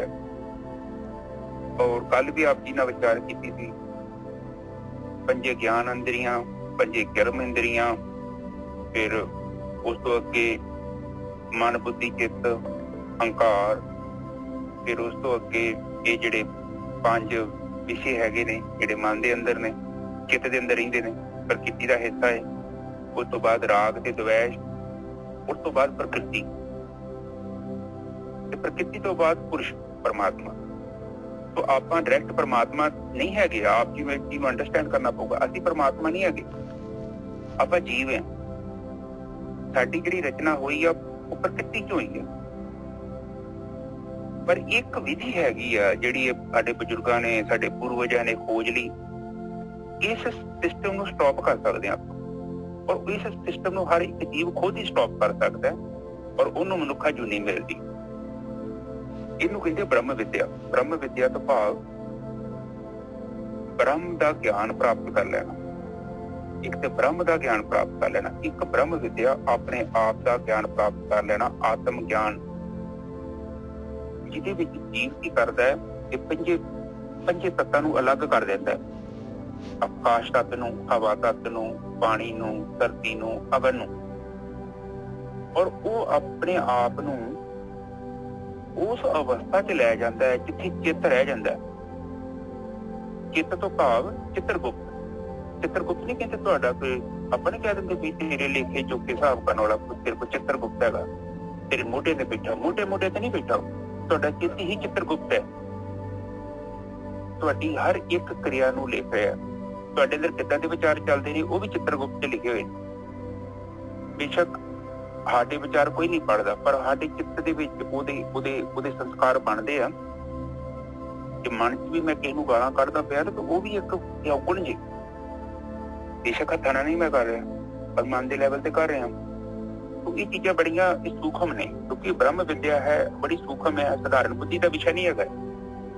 ਆਪ ਜਿਹਨੂੰ ਮੈਂ ਦੱਸਾਂ, ਮੱਥਾ ਟੇਕਣਾ, ਗੁਰਦੁਆਰੇ ਘਰੇ ਆ ਜਾਣਾ, ਪ੍ਰਸ਼ਾਦ ਖਾਉਣਾ, ਲੰਗਰ ਪਕਾ ਆਉਣਾ, ਉਹ ਇੱਕ ਅਲੱਗ ਵਿਸ਼ਾ ਹੈ, ਉਹ ਇੱਕ ਅਲੱਗ, ਉਹ ਵੀ ਇਸੇ ਪਾਰਟ ਹੈ, ਇਹਦੀ ਇੱਕ ਜਰਨੀ ਆ। ਪਰ ਬ੍ਰਹਮ ਵਿਦਿਆ ਮਤਲਬ ਕਾਫੀ ਬਰੀਕ ਬੁੱਧੀ ਚਾਹੀਦੀ ਹੈ। ਇੱਥੇ ਜਿੱਦਾਂ ਗੁੱਡੀ ਵੇਖੀ ਤੁਸੀਂ, ਗੁੱਡੀ ਕਿਸੇ ਤੁਹਾਡੇ ਚੋਂ ਡਾਈਆਂ ਹੋਣੀਆਂ, ਪਤੰਗ ਜਦੋਂ ਡਾਈਦੀ ਹੈ ਨਾ, ਤੇ ਪਤੰਗ ਦੇ ਵਿੱਚ ਬੈਲੈਂਸ ਹੁੰਦਾ। ਜਦੋਂ ਉਹਦੇ ਨਾਲ ਕੰਨੀ ਬੱਧੀ ਹੋਵੇ ਨਾ, ਛੋਟੀ ਮੋਟੀ, ਆਪਾਂ ਧਰਮ ਦੀ ਕੰਨੀ ਬੰਨ ਲਈਏ ਜਾਂ ਆਪਣੇ ਮਜ਼ਹਬ ਦੀ ਕੰਨੀ ਬੰਨ ਲਈਏ ਜਾਂ ਜਾਤ ਪਾਤ ਬੰਨ ਲਈਏ, ਮੇਲ ਜਾਂ ਬੰਦਾ ਜਾਂ ਔਰਤ ਬੰਨ ਲਈਏ, ਕਾਲਾ ਗੋਰਾ ਬੰਨ ਲਈਏ, ਫਿਰ ਗੁੱਡੀ ਸਿੱਧੀ ਨਹੀਂ ਜਾਊਗੀ, ਉਹ ਨੀਚੇ ਸਭ ਟੇਢੀ ਚੱਲ ਜਾਣੀ। ਇਹ ਜਿਹੜਾ ਵਿਸ਼ਾ ਹੈ ਨਾ, ਇਹ ਜਿਹੜਾ ਆਤਮਾ ਦਾ ਵਿਸ਼ਾ ਹੈ, ਇੱਥੇ ਬੜੀ ਨਾ ਆਈਡਲ ਬੁੱਧੀ ਚਾਹੀਦੀ ਹੈ, ਬਿਲਕੁਲ ਆਈਡਲ। ਮਤਲਬ ਉਹਦੇ ਨਾਲ ਕੋਈ ਚਿਪਕਿਆ ਹੋਣਾ ਨਹੀਂ, ਉਹਦੇ ਨਾਲ ਕੋਈ ਚਿਪਕੀ ਚੀਜ਼ ਨਹੀਂ ਚਾਹੀਦੀ। ਮੈਂ ਫਲਾਨਾ ਵਾਂ, ਮੈਂ ਟਿਮਕਾ ਵਾਂ, ਉਹ ਫਿਰ ਉਹ ਉਹ ਅਸਲੀਅਤ ਨਹੀਂ, ਯਥਾਰਥ ਸੱਚ ਨਹੀਂ ਪ੍ਰਗਟ ਹੋਊਗਾ, ਕਿਉਂਕਿ ਉਹਦੇ ਵਿੱਚ ਅਸੀਂ ਕੁਝ ਪਾ ਦੇਣਾ। ਔਰ ਸੱਚ ਨੂੰ ਤੇ ਤਾਂ ਹੀ ਮਜ਼ਾ ਆਉਂਦਾ ਹੈ ਜਦੋਂ ਅਸੀਂ ਸੱਚ ਦੇ ਰੂਪ ਦੇ ਵਿੱਚ ਉਹਨੂੰ ਦੇਖਦੇ ਹਾਂ, ਬਿਨਾਂ ਕਿਸੇ ਪ੍ਰੋਜੈਕਸ਼ਨ ਦੇ। ਬਿਲਕੁਲ ਸੁਰਤੀ ਆਤਮ ਤੱਤ ਚ ਲੀਨ ਹੋ ਗਈ ਹੈ। ਕੋਈ ਵਿਚਾਰ ਨਹੀਂ ਹੈਗਾ, ਕੋਈ ਵਿਰਤੀ ਨਹੀਂ ਹੈਗੀ, ਕੋਈ ਭਾਵਨਾ ਨਹੀਂ ਹੈਗੀ, ਕੋਈ ਰਾਗ ਨਹੀਂ ਹੈਗਾ, ਕੋਈ ਦਵੇਸ਼ ਨਹੀਂ ਹੈਗਾ, ਕੋਈ ਕਾਮ ਨਹੀਂ ਹੈਗਾ, ਕੋਈ ਕ੍ਰੋਧ ਨਹੀਂ ਹੈਗਾ, ਕੋਈ ਲੋਭ ਨਹੀਂ ਹੈਗਾ, ਕੋਈ ਮੋਹ ਨਹੀਂ ਹੈਗਾ। ਬਿਲਕੁਲ ਸੁਰਤੀ, ਆਪਣੇ ਆਪ ਸਥਿਰ। ਹੋਰ ਕਹਿ ਦੇਵਾਂ, ਜਿੱਦਾਂ ਇੱਕ ਦੀਪਕ ਇੱਕ ਕਮਰੇ ਦੇ ਵਿੱਚ ਰੱਖਿਆ ਔਰ ਉਸਦਾ ਪ੍ਰਕਾਸ਼ ਇੱਕਦਮ ਆਪਣੇ ਆਪ ਸਥਿਰ ਹੋ ਗਿਆ, ਕੋਈ ਹਵਾ ਨਹੀਂ ਹੈਗੀ ਕਮਰੇ 'ਚ। ਉਸ ਦੀ ਜਿਹੜੀ ਜੋਤੀ ਹੈ ਆਪਣੇ ਆਪ ਸਥਿਰ ਹੋ ਗਈ। ਉਸ ਅਵਸਥਾ ਨੂੰ ਪ੍ਰਾਪਤ ਕਰਨ ਦੇ ਲਈ ਆਪਾਂ ਸਾਰੀ ਕੋਸ਼ਿਸ਼ ਕਰ ਰਹੇ ਹਾਂ, ਜਿੰਨਾ ਵੀ ਧਿਆਨ ਸਿਮਰਨ ਹੈ ਉਸ ਅਵਸਥਾ ਨੂੰ ਪ੍ਰਾਪਤ ਕਰਨ ਦੇ ਲਈ। ਜਦੋਂ ਸਾਡੀ ਉਹ ਅਵਸਥਾ ਬਣ ਜਾਂਦੀ ਹੈ, ਫਿਰ ਅਸੀਂ ਆਤਮਾ ਨੂੰ ਦੇਖ ਸਕਦੇ ਹਾਂ। ਆਤਮਾ ਦੀ ਰਿਕੁਆਇਰਮੈਂਟ ਬੜੀ ਫਾਈਨ ਹੈ, ਕਿਉਂਕਿ ਆਤਮਾ ਬਹੁਤ ਪਿਓਰ ਹੈ। ਔਰ ਇਹ ਪ੍ਰਮਾਤਮਾ ਨੇ ਇੱਕ ਕਲਾਉਜ਼ ਬਣਾਈ ਹੈ, ਬੇਸ਼ੱਕ ਜੀਵ ਜਿਹੜਾ ਹੈ ਪ੍ਰਕਿਰਤੀ ਚੋਂ ਆਇਆ, ਪਰ ਇਹਦੇ ਅੰਦਰ ਜਿਹੜੀ ਚੇਤਨਾ ਹੈ ਉਹ ਆਤਮਾ ਦੀ ਹੈ। ਜੀਵ ਕੀ ਕਰਦਾ ਹੈ? ਜੀਵ ਇਹਨਾਂ ਨੂੰ ਅਲੱਗ ਕਰ ਦਿੰਦਾ, ਸਾਰਿਆਂ ਨੂੰ ਕਰ ਸਕਦਾ ਹੈ। ਕਰਨਾ ਤੇ ਚਲੋ ਪਰਮਾਤਮਾ ਨਹੀਂ ਹੈ, ਪਰ ਜੀਵ ਨੇ ਸਾਧਨਾ ਕਰਨੀ ਹੁੰਦੀ ਹੈ। ਔਰ ਜੀਵ ਇੱਕ ਇੱਕ ਚੀਜ਼ ਨੂੰ ਅਲੱਗ ਕਰਦਾ ਕਰਦਾ ਕਰਦਾ ਕਰਦਾ ਕਰਦਾ ਕਰਦਾ ਇੱਕ ਸਮਾਂ ਆਉਂਦਾ ਹੈ ਬਿਲਕੁਲ ਆਪਣੇ ਦੇਸ਼, ਆਪਣੇ ਮੂਲ ਸਰੋਤ ਤੇ ਪਹੁੰਚ ਜਾਂਦਾ ਹੈ। ਉੱਥੇ ਜਦੋਂ ਆਪਾਂ ਜਾਂਦੇ ਹਾਂ, ਉੱਥੇ ਜਾ ਕੇ ਸਾਨੂੰ ਫਿਰ ਆਤਮ ਗਿਆਨ ਦੀ ਪ੍ਰਾਪਤੀ ਹੁੰਦੀ ਆ। ਆਤਮ ਗਿਆਨ ਕਹਿਣ ਤੋਂ ਭਾਵ ਆਤਮਾ ਦਾ ਗਿਆਨ। ਉੱਥੇ ਜਾ ਕੇ ਜਦੋਂ ਬੰਦਾ ਪਹੁੰਚ ਜਾਂਦਾ ਹੈ, ਫਿਰ ਜਾ ਕੇ ਜੋਤੀ ਜੋਤ ਰਹੀ, ਇਹ ਕਾਰਜ ਪੂਰਾ ਹੋ ਗਿਆ। ਠੀਕ ਨੇ ਜੀ ਸਭ? ਅੱਜ ਅੱਗੇ ਤੋਂ ਬੋਲੋ ਜੀ। केते पवन पानी बैसंतर केते कान महेश केते बर में काढ़त कड़िए रूप रंग के वेश। किन्नियां हवावां आ, किन्ने पानी आ, किन्नियां कागां हाँ जी, हाँ जी, किन्ने कृष्ण कान हैगे आ, किन्ने शिव जी हैगे आ, किन्ने ब्रह्मे हैगे काढ़त कड़ रहे। ब्रह्मे कई ब्रह्मिया दी काढ़त हो रही ते कई ब्रह्मे काढ़त कर रहे हैं। कौन उन्हां दा रूप रंग किन्ने किन्ने तरीके दे रूप है, किन्ने रंगां दे, किन्ने वेसां दे। हाँ जी हाँ जी, ठीक है। देख लो बाणी ते कह रही है कि केते पवन पानी बसंतर। बसंतर हुंदा कि अग्नियां। हाँ। महेश मतलब शिव। कान मतलब केते इंद्र। हाँ जी, कृष्ण। कान मतलब कृष्ण। हाँ जी, कान दे मतलब कन्हैया। हाँ। कहंदे आ पता ही नहीं किन्ने क पवन है, किन्नी किस्म दी हवा, किन्नी किस्म दा कहंदे जाले, किन्नी किस्म दी अगन है। अगन ते देखो तुसीं, अगन दा रंग देखो, किते नीली आ, किते पीली आ, किन्नी किन्नी ਉਹਦੇ ਚ ਲਾਟਾਂ ਨਿਕਲਦੀਆਂ। ਰੋ ਕਈ ਕਿਸਮ ਦੀਆਂ ਅਗਨਾਂ ਨੇ ਔਰ ਹਰ ਕੋਈ ਕੈਮੀਕਲ ਦੀ ਵੱਖੋ ਵੱਖ ਅਗਨ ਹੈ।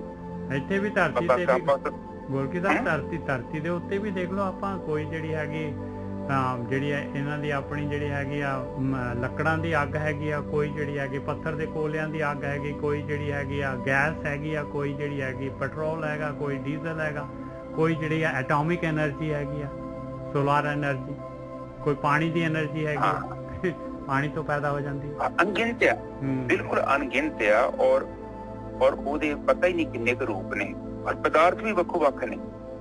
ਬਿਲਕੁਲ ਸਹੀ ਹੈ। ਇਹ ਕਹਿੰਦੇ ਪਤਾ ਹੀ ਨਹੀਂ ਕਿੰਨੇ ਕ੍ਰਿਸ਼ਨ ਨੇ ਤੇ ਕਿੰਨੇ ਸ਼ਿਵ ਜੀ ਨੇ। ਇਹ ਵੀਰ ਜੀ ਅੱਡੋ ਅੱਡੀ ਧਰਤੀਆਂ ਬਾਰੇ ਕਹਿ ਰਹੇ ਹੋਣਗੇ ਜੀ, ਕਿ ਕਰੋੜਾਂ ਧਰਤੀਆਂ ਹੈਗੀਆਂ, ਉੱਥੇ ਹੀ ਅੱਡੋ ਅੱਡੀ ਹਵਾਵਾਂ ਨੇ, ਅੱਡੋ ਅੱਡੀ ਪਾਣੀ, ਅੱਡੋ ਅੱਡੀ ਵਰਮੇ ਆ ਉਹਨਾਂ ਦੇ। ਇਸ ਤਰ੍ਹਾਂ ਨਹੀਂ ਹੈਗਾ ਜੀ? ਬਸ ਮਾਲਕ ਦੀ ਸ੍ਰਿਸ਼ਟੀ ਹੈ। ਨਹੀਂ ਦੇਖੋ, ਤੁਹਾਨੂੰ ਨਹੀਂ ਪਤਾ ਕਿ ਨਾਰਮਲੀ ਆਪਣੀ ਜਿਹੜੀ ਹਵਾ ਹੈਗੀ, ਹਵਾ ਦੇ ਵਿੱਚ ਤੇ ਆਕਸੀਜਨ ਤੋਂ ਇਲਾਵਾ ਹੋਰ ਕਿੰਨੀਆਂ ਗੈਸਾਂ ਨੇ, ਤੇ ਉਹ ਵੀ ਤਾਂ ਪਵਨ ਹੀ ਆ। ਦੇਖੋ ਇੱਕ ਥੋੜੀ ਇਕੱਲੀ ਹਵਾ ਦੀ ਗੱਲ ਹੋ ਰਹੀ ਹੈ, ਕਿੰਨੀਆਂ ਤੇ ਗੈਸਾਂ ਹੈਗੀਆਂ ਨੇ, ਤੇ ਉਹੀ ਤੇ ਹਵਾ ਹੀ ਹੈ।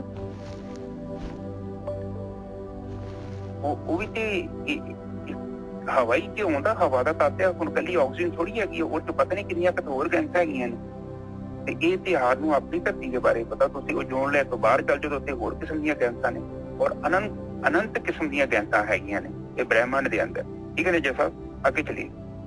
केते बरमे घाड़त घड़ियां रूप रंग के वेश, किन्ने क ब्रह्मे हैगे पाई नਵੇਂ ਬ੍ਰਹਮਿਆਂ ਦੀ ਘਾੜਤ ਹੋ ਰਹੀ ਆ, ਕੋਈ ਬ੍ਰਹਮੇ ਜਿਹੜੇ ਹੈਗੇ ਘੜ ਰਹੇ ਆ, ਕਿੰਨੇ ਅਲੱਗ-ਅਲੱਗ ਰੂਪਾਂ ਦੇ, ਅਲੱਗ-ਅਲੱਗ ਰੰਗਾਂ ਦੇ ਔਰ ਅਲੱਗ-ਅਲੱਗ ਵੇਸ਼ਾਂ ਦੇ ਜੀਵ ਜਿਹੜੇ ਹੈਗੇ ਆ ਤੇ ਸ੍ਰਿਸ਼ਟੀ ਦੇ ਵਿੱਚ ਰਚਨਾ ਹੋ ਰਹੀ ਹੈ।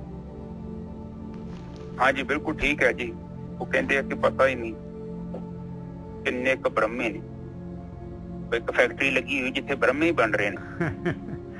ਬਹੁਤ ਵਧੀਆ। ਆਪ ਜਸਟ ਹੋਰ ਸੋਚ ਲਓ, ਜਿੱਦਾਂ ਆਈਫੋਨ ਦੇ ਮੋਬਾਈਲ ਬਣਦੇ ਨਾ, ਉਹ ਕਹਿੰਦੇ ਕਿ ਇੱਕ ਮੰਡਲ ਹੈਗਾ ਜਿੱਥੇ ਇਕੱਲੇ ਬ੍ਰਹਮੇ ਹੀ ਤਿਆਰ ਹੋ ਰਹੇ ਨੇ, ਔਰ ਫਿਰ ਉਹਨਾਂ ਦੀਆਂ ਡਿਊਟੀਆਂ ਲੱਗਦੀਆਂ ਨੇ, ਉਹ ਸ੍ਰਿਸ਼ਟੀਆਂ ਰਚ ਰਹੇ ਨੇ, ਕਿਤੇ ਪਤਾ ਹੀ ਕੋਈ ਨਹੀਂ, ਅਣਗਿਣਤ। ਠੀਕ ਹੈ ਨਾ ਜੀ ਸਾਹਿਬ, ਅੱਗੇ ਚਲੀਏ।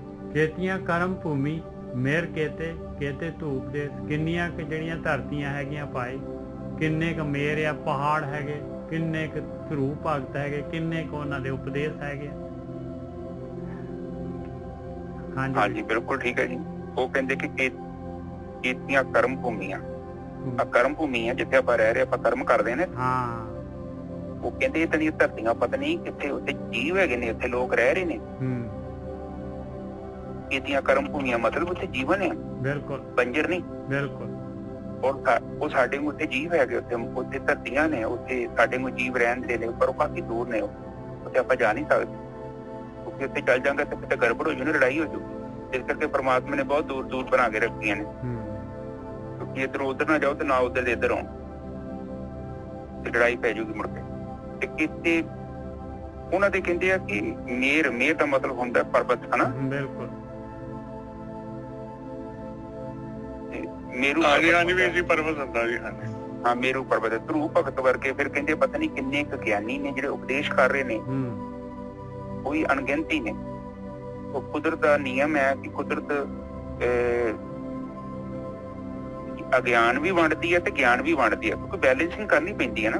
ਬਿਲਕੁਲ, ਉਦਾਂ ਗੱਲ ਨਹੀਂ ਬਣੋਗੇ, ਆਪਾਂ ਤੇ ਬੈਲੈਂਸ ਖਰਾਬ ਕਰ ਦੇਣਾ। ਹੁਣ ਤੁਸੀਂ ਦੇਖੋ, ਮੈਂ ਮਹਿਸੂਸ ਕਰਦਾ ਕਿੰਨੀਆਂ ਜਿਹੜੀਆਂ ਜੀਵ ਜਾਤੀਆਂ ਨਾ, ਜਿਹੜੀਆਂ ਮਤਲਬ ਇਨਸਾਨ ਨੇ ਜਾਤੀਆਂ ਖਤਮ ਕਰ ਦਿੱਤੀਆਂ ਨੇ। ਜਿੱਦਾਂ ਮੇਰੇ ਹਿਸਾਬ ਨਾਲ ਪਹਿਲਾਂ ਕੋਈ ਹਾਥੀ, ਹੋਰ ਮੈਮਨ ਹੁੰਦੇ ਸੀ ਵਗੈਰਾ, ਜਾਂ ਡਾਇਨਾਸੌਰ, ਮੈਨੂੰ ਤਾਂ ਲੱਗਦਾ ਬੰਦਿਆਂ ਨੇ ਮਾਰ ਦਿੱਤੇ, ਲੱਗਦਾ ਉਹਨਾਂ ਦੇ ਵਾਸਤੇ ਰਹਿਣ ਦੇ ਵਾਸਤੇ ਜਿਹੜਾ ਹੈਗਾ এনवायरमेंट ਖਤਮ ਹੋ ਗਿਆ ਤੇ ਚਲੀ ਗਈਆਂ ਵਿਚਾਰੇ। ਹਾਂ, ਔਰ ਇਹ ਇਦਾਂ ਹੀ ਕਰਦਾ ਇਨਸਾਨ ਹਮੇਸ਼ਾ ਹੀ ਇਦਾਂ ਹੀ ਕਰਦਾ ਵਾ। ਇਹ ਕਹਿੰਦੇ ਕਿ ਇਹ ਕਬਜ਼ਾ ਕਰ ਲੈਂਦਾ ਵਾ। ਹੁਣ ਵੀ ਇੱਕੋ ਧਰਤੀ ਆਪਾਂ ਸਾਰੀ ਕਬਜ਼ਾ ਕਰ ਲਈ ਆ, ਔਰ ਜਾਨਵਰ ਵਿਚਾਰੇ ਲੁਕਦੇ ਫਿਰਦੇ। ਆਪਾਂ ਕੋਰੋਨਾ ਵਾਇਰਸ ਵਿਚਾਰੇ ਬਾਹਰ ਆਏ ਸੀ ਉਦੋਂ, ਥੋੜੇ ਜਿਹੇ ਜੰਗਲ ਖਤਮ ਕਰਤੇ। ਹਾਂ, ਇਹ ਇਨਸਾਨ ਇਦਾਂ ਦਾ ਹੀ ਖਤਰਨਾਕ ਹੈ, ਜਿੱਥੇ ਚੱਲ ਜਾਂਦਾ ਹੈ ਨਾ, ਇਹ ਨਹੀਂ ਵੇਂਦਾ ਕਿ ਇਹਦੇ ਚ ਸੁੱਖ ਕੀ ਹੈ, ਦੁੱਖ ਕੀ। ਇਹ ਨਹੀਂ ਸੋਚਦਾ ਕਿ ਇਹ ਤਾਂ ਸਰਕਲ ਹੈ, ਲਾਈਫ ਦਾ ਸਰਕਲ ਹੈ। ਇਹ ਤਾਂ ਗੌਰਮੈਂਟਾਂ ਨੇ ਥੋੜੇ ਰੂਲ ਸਖਤ ਕੀਤੇ ਆ ਤੇ ਥੋੜਾ ਜੰਗਲ ਜੁੰਗਲ ਬਚ ਕੇ, ਨਹੀਂ ਤੇ ਇਨਸਾਨ ਨੇ ਵੱਢ ਕੇ ਲੱਕੜਾਂ ਵੇਚ ਦੇਣੀਆਂ ਹੀ ਸਾਰੀਆਂ।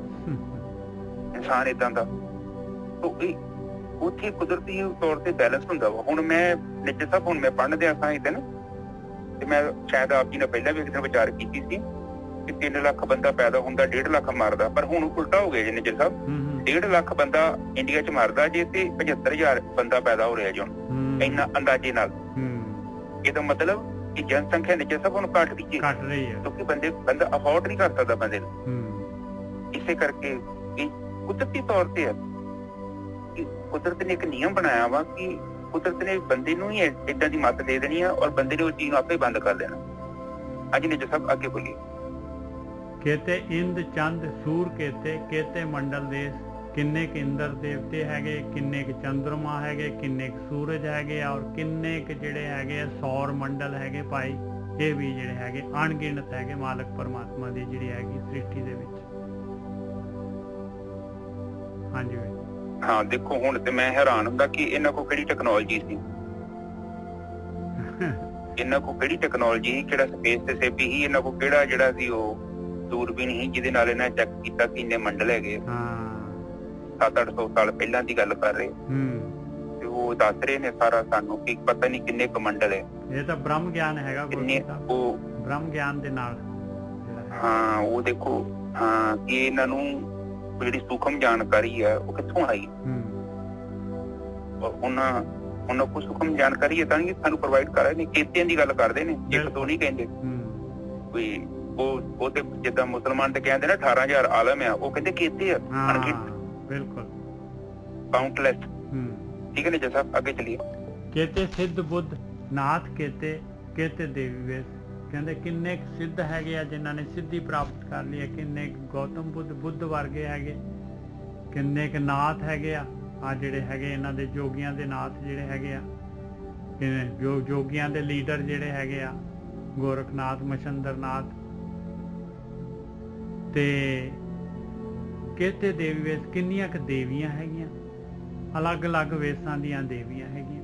ਹਾਂਜੀ ਵੀਰ ਹੁਣ ਜੈਸਾ ਮੈਨੂੰ ਫੋਨ ਕਰਨ ਦਾ ਮੁੰਡਾ ਤੇ ਕਹਿੰਦਾ ਵੀਰ ਜੀ ਜਿਹੜੇ 84 ਲੱਖ 84 ਪਤਾ ਕਿੰਨੇ ਕਰੋੜ ਦੇਵੀ ਦੇਵਤੇ ਹੋਏ ਆ, 33 ਕਰੋੜ, ਇਹ ਸੱਚੀ ਗੱਲ ਕਿ ਝੂਠੀ ਆ? 33 ਕਰੋੜ। ਹਾਂ ਕਿੰਨੇ ਆ? 33 ਕਰੋੜ।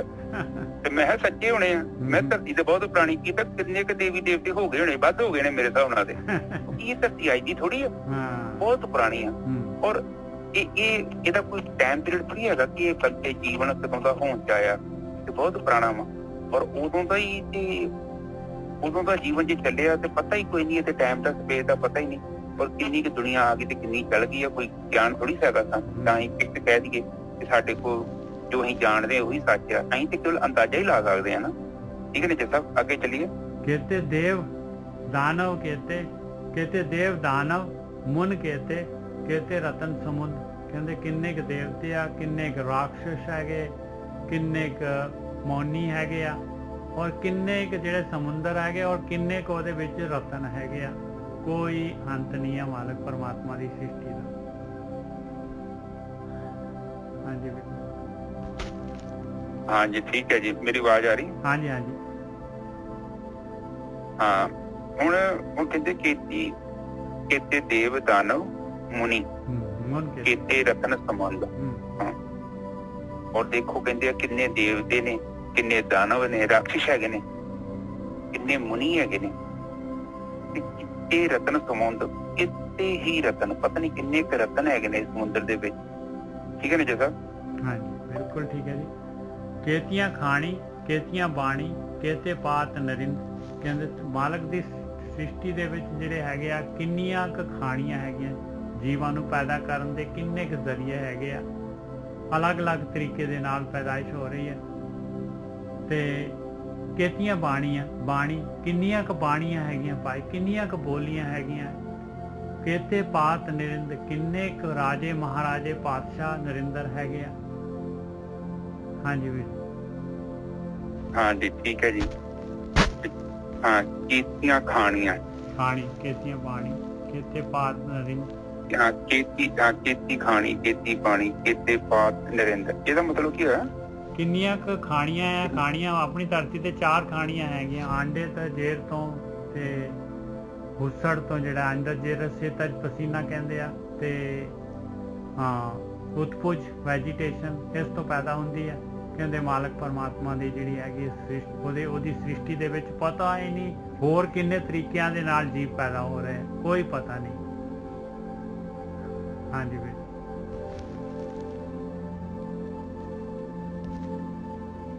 ਹਾਂਜੀ ਬਿਲਕੁਲ ਠੀਕ ਹੈ ਜੀ। ਇਹ ਤੇ ਸਾਧ ਸੰਗਤ ਜੀ ਤੁਸੀਂ ਹਿਸਾਬ ਲਗਾ ਲਓ ਕਿ ਪਰਮਾਤਮਾ ਦਾ ਕਿੱਡਾ ਵੱਡਾ ਸਿਸਟਮ ਹੈ। ਜੇ 60-70 ਹਜ਼ਾਰ ਬੰਦਾ ਰੋਜ਼ ਦਾ ਪੈਦਾ ਹੋ ਰਿਹਾ ਜਾਂ ਮਰ ਰਿਹਾ, ਤੇ ਕਿੰਨਾ ਫਾਸਟ ਮੈਕੈਨਿਜ਼ਮ। ਔਰ ਇਕੱਲੇ ਬੰਦੇ ਦੀ ਗੱਲ ਨਹੀਂ, ਹੋਰ ਵੀ ਤੇ ਜੀਵ ਮਰ ਰਿਹਾ ਨਾ। ਔਰ ਉਹ ਕਿੰਨਾ ਹੈਵੀ ਸਿਸਟਮ ਚੱਲ ਰਿਹਾ ਹੋਊਗਾ। ਔਰ ਉਹ ਕਹਿੰਦੇ ਪਤਾ ਨਹੀਂ ਕਿੰਨਾ ਕੁ ਹੈਗਾ। ਇਹ ਜਿਹੜੀ ਧਰਤੀ ਆ ਕਹਿੰਦੇ ਬ੍ਰਹਿਮੰਡ ਦੇ ਵਿੱਚ ਇੱਕ ਰੇਤਾ ਦੇ ਕਣ ਤੋਂ ਛੋਟੀ ਹੈ, ਤੇ ਹੋਰ ਪਤਾ ਨਹੀਂ ਕਿੰਨੀਆਂ ਕੁ ਧਰਤੀਆਂ ਤੇ ਕਿੰਨੇ ਕੁ ਸੂਰਜ ਤੇ ਕਿੰਨੇ ਕੁ ਤਾਰੇ। ਠੀਕ ਹੈ ਨਾ ਜਗਾ? ਲਾਸਟ ਲਾਈਨ ਆ ਗਈ ਕੇਤੀਆਂ ਔਰ ਦੇਖੋ ਉਹਦੇ ਵਿੱਚ, ਹਾਂ ਉਹ ਤੇ ਵੇਖੋ ਸਾਡੀਆਂ ਹੀ ਭਾਸ਼ਾ ਕਿੰਨੀਆਂ ਨੇ, ਕਿੰਨੀਆਂ ਸਾਡੀਆਂ ਭਾਸ਼ਾ ਨੇ, ਔਰ ਜੀਵਾਂ ਦੀਆਂ ਆਪਣੀਆਂ। ਹੁਣ ਵੇਖ ਪਰ ਇੱਕ ਚੀਜ਼ ਹੈਗੀ ਨੇ ਜਗਾ, ਸਾਡੀ ਭਾਸ਼ਾ ਬਦਲ ਜਾਂਦੀ ਆ, ਪਰ ਜਿਹੜੇ ਜੀਵ ਹੈਗੇ ਨਾ ਜਾਂ ਜਾਨਵਰ ਹੈਗੇ ਨਾ, ਉਹਨਾਂ ਦੀ ਕਹਿੰਦੇ ਇੱਕੋ ਹੀ ਭਾਸ਼ਾ ਹੋ। ਬਿਲਕੁਲ ਕਮਿਊਨੀਕੇਸ਼ਨ ਤਾਂ ਉਹ ਵੀ ਕਰਦੇ, ਯੂਨੀਵਰਸਲ ਉਹਨਾਂ ਦੀ ਇੱਕੋ ਲੈਂਗੁਏਜ ਆ। ਤੁਸੀਂ ਇੰਡੀਆ ਦਾ ਕੁੱਤਾ ਲੈ ਜਾਓ ਇੰਗਲੈਂਡ ਤੋਂ, ਦੂਜੇ ਕੁੱਤੇ ਨਾਲ ਗੱਲ ਕਰ ਲਓ। ਬਹੁਤ ਵਧੀਆ ਜੀ, ਬਿਲਕੁਲ ਸਹੀ ਗੱਲ। ਉਹਨੂੰ ਤੈਰਨਾ ਸਿੱਖਣ ਦੀ ਲੋੜ ਨਹੀਂ। ਹਾਂਜੀ ਜੀ ਸਾਹਿਬ ਬਿਲਕੁਲ ਸਹੀ ਜੀ, ਬਿਲਕੁਲ ਸਹੀ ਗੱਲ ਹੈ। ਇੱਕ ਚੀਜ਼ ਨੋਟਿਸ ਕਰੋ, ਕੁਦਰਤ ਨੇ ਉਹਨਾਂ ਨੂੰ ਸੈਂਸ ਦਿੱਤੀ ਹੈ, ਉਹਨਾਂ ਨੂੰ ਪਤਾ ਕੁਦਰਤ ਨੂੰ ਇਹਨੂੰ ਕਿੰਨੇ ਸਿਖਾਉਣਾ, ਪਰ ਉਹਦੇ ਕੋਲ ਟੈਕਨੀਕ ਹੈਗੀ। ਵਾਂਗੂ ਨਹੀਂ ਨਾ ਵਿਹਲਾ ਹੈਗਾ, ਸਾਡੇ ਵਾਂਗੂ। ਪਰ ਪਰਮਾਤਮਾ ਨੇ ਕੀਤਾ ਉਹਨਾਂ ਨੂੰ, ਉਹਨਾਂ ਦੀ ਤੁਹਾਡੀ ਆਵਾਜ਼ ਬੰਦ ਹੋ ਇੱਕ ਗਈ। ਜਾਨਵਰ ਡਾਕਟਰ ਵੀ ਹੈਗਾ।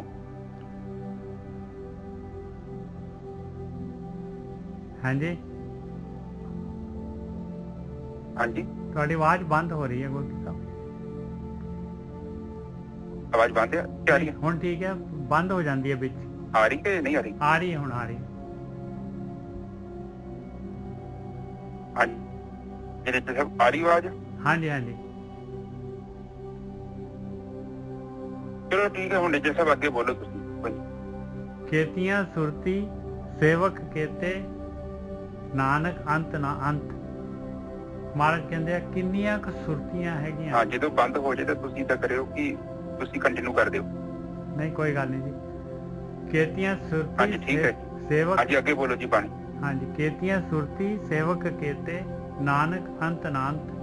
ਕਹਿੰਦੇ ਕਿੰਨੀਆਂ ਕੁ ਸੁਰਤੀਆਂ ਆ, ਲਿਵ ਲਗਾਉਣੀ ਆ ਪਰਮਾਤਮਾ ਦੇ ਵਿੱਚ, ਸੁਰਤ ਜੋੜਨੀ ਆ।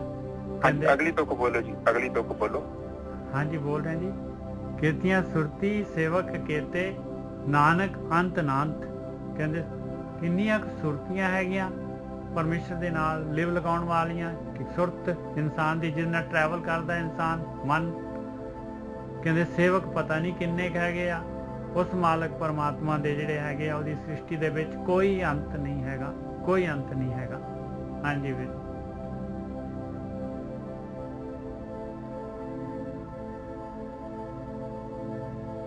ਹੈਲੋ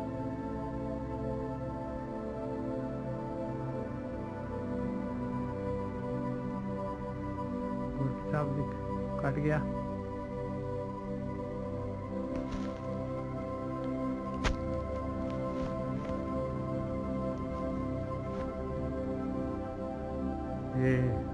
ਇਸ ਤੋਂ ਅੱਗੇ ਜਿਹੜਾ ਹੈਗਾ ਗਿਆਨ ਖੰਡ ਮੈਂ ਗਿਆਨ ਪ੍ਰਚੰਡ। ਕਹਿੰਦੇ ਗਿਆਨ ਖੰਡ ਦੇ ਬਾਰੇ ਜਾਣਕਾਰੀ ਦੇ ਦਿੱਤੀ। ਉਸ ਮਾਲਕ ਪਰਮਾਤਮਾ ਜਿਹਦੀ ਤੂੰ ਭਗਤੀ ਕਰਨੀ ਆ, ਉਹਦੀ ਸ੍ਰਿਸ਼ਟੀ ਇੰਨਾ ਵੱਡਾ ਆ ਉਹ ਮਾਲਕ ਪਰਮਾਤਮਾ। ਔਰ ਗਿਆਨ ਖੰਡ ਦੇ ਵਿੱਚ ਗਿਆਨ ਪ੍ਰਚੰਡ ਆ। ਗਿਆਨ ਦੇ ਵਿੱਚ ਵੀ ਕਹਿੰਦੇ ਬੜਾ ਜਿਹੜਾ ਹੈਗਾ ਗਿਆਨ ਵੀ ਬਹੁਤ ਜਿਹੜਾ ਹੈਗਾ, ਇਹਦੇ ਵਿੱਚ ਵੀ ਕਾਫੀ ਆਨੰਦ ਹੈਗਾ, ਕਾਫੀ ਖੁਸ਼ੀ ਹੈਗੀ ਗਿਆਨ ਖੰਡ ਦੇ ਵਿੱਚ। ਗਿਆਨ ਵੀ ਕਾਫੀ ਜਿਹੜਾ ਹੈਗਾ ਗਿਆਨ ਵੀ ਬਹੁਤ ਜ਼ਿਆਦਾ ਜਿਹੜਾ ਹੈਗਾ ਇਨਸਾਨ ਦੇ ਅੰਦਰ ਜਿਹੜਾ ਹੈਗਾ ਗਿਆਨ ਜਿਹੜਾ ਹੈਗਾ ਉਹਦੇ ਅੰਦਰ ਉਹਦੀ ਮੱਤ ਜਿਹੜੀ ਹੈ ਵਿਕਸਿਤ ਹੋ ਜਾਂਦੀ ਹੈ। ਗਿਆਨ ਖੰਡ ਮੇ ਗਿਆਨ ਪ੍ਰਚੰਡ ਤਿੱਥੇ ਨਾਦ ਵਿਨੋਦ ਕੋਡ ਆਨੰਦ। ਕਹਿੰਦੇ ਗਿਆਨ ਖੰਡ ਦੇ ਵਿੱਚ ਵੀ ਇੰਨੇ ਕਰੋੜਾਂ ਹੀ ਜਿਹੜੇ ਹੈਗੇ ਆਨੰਦ ਹੈਗੇ, ਖੁਸ਼ੀਆਂ ਹੈਗੀਆਂ। ਇਹਦੇ ਵਿੱਚ ਵੀ ਇਨਸਾਨ ਜਿਹੜਾ ਹੈ ਉਲਝ ਜਾਂਦਾ ਹੈ, ਇਹਦੇ ਵਿੱਚ ਹੀ ਇਨਸਾਨ ਫਸ ਜਾਂਦਾ ਹੈ ਗਿਆਨ ਖੰਡ ਦੇ ਵਿੱਚ।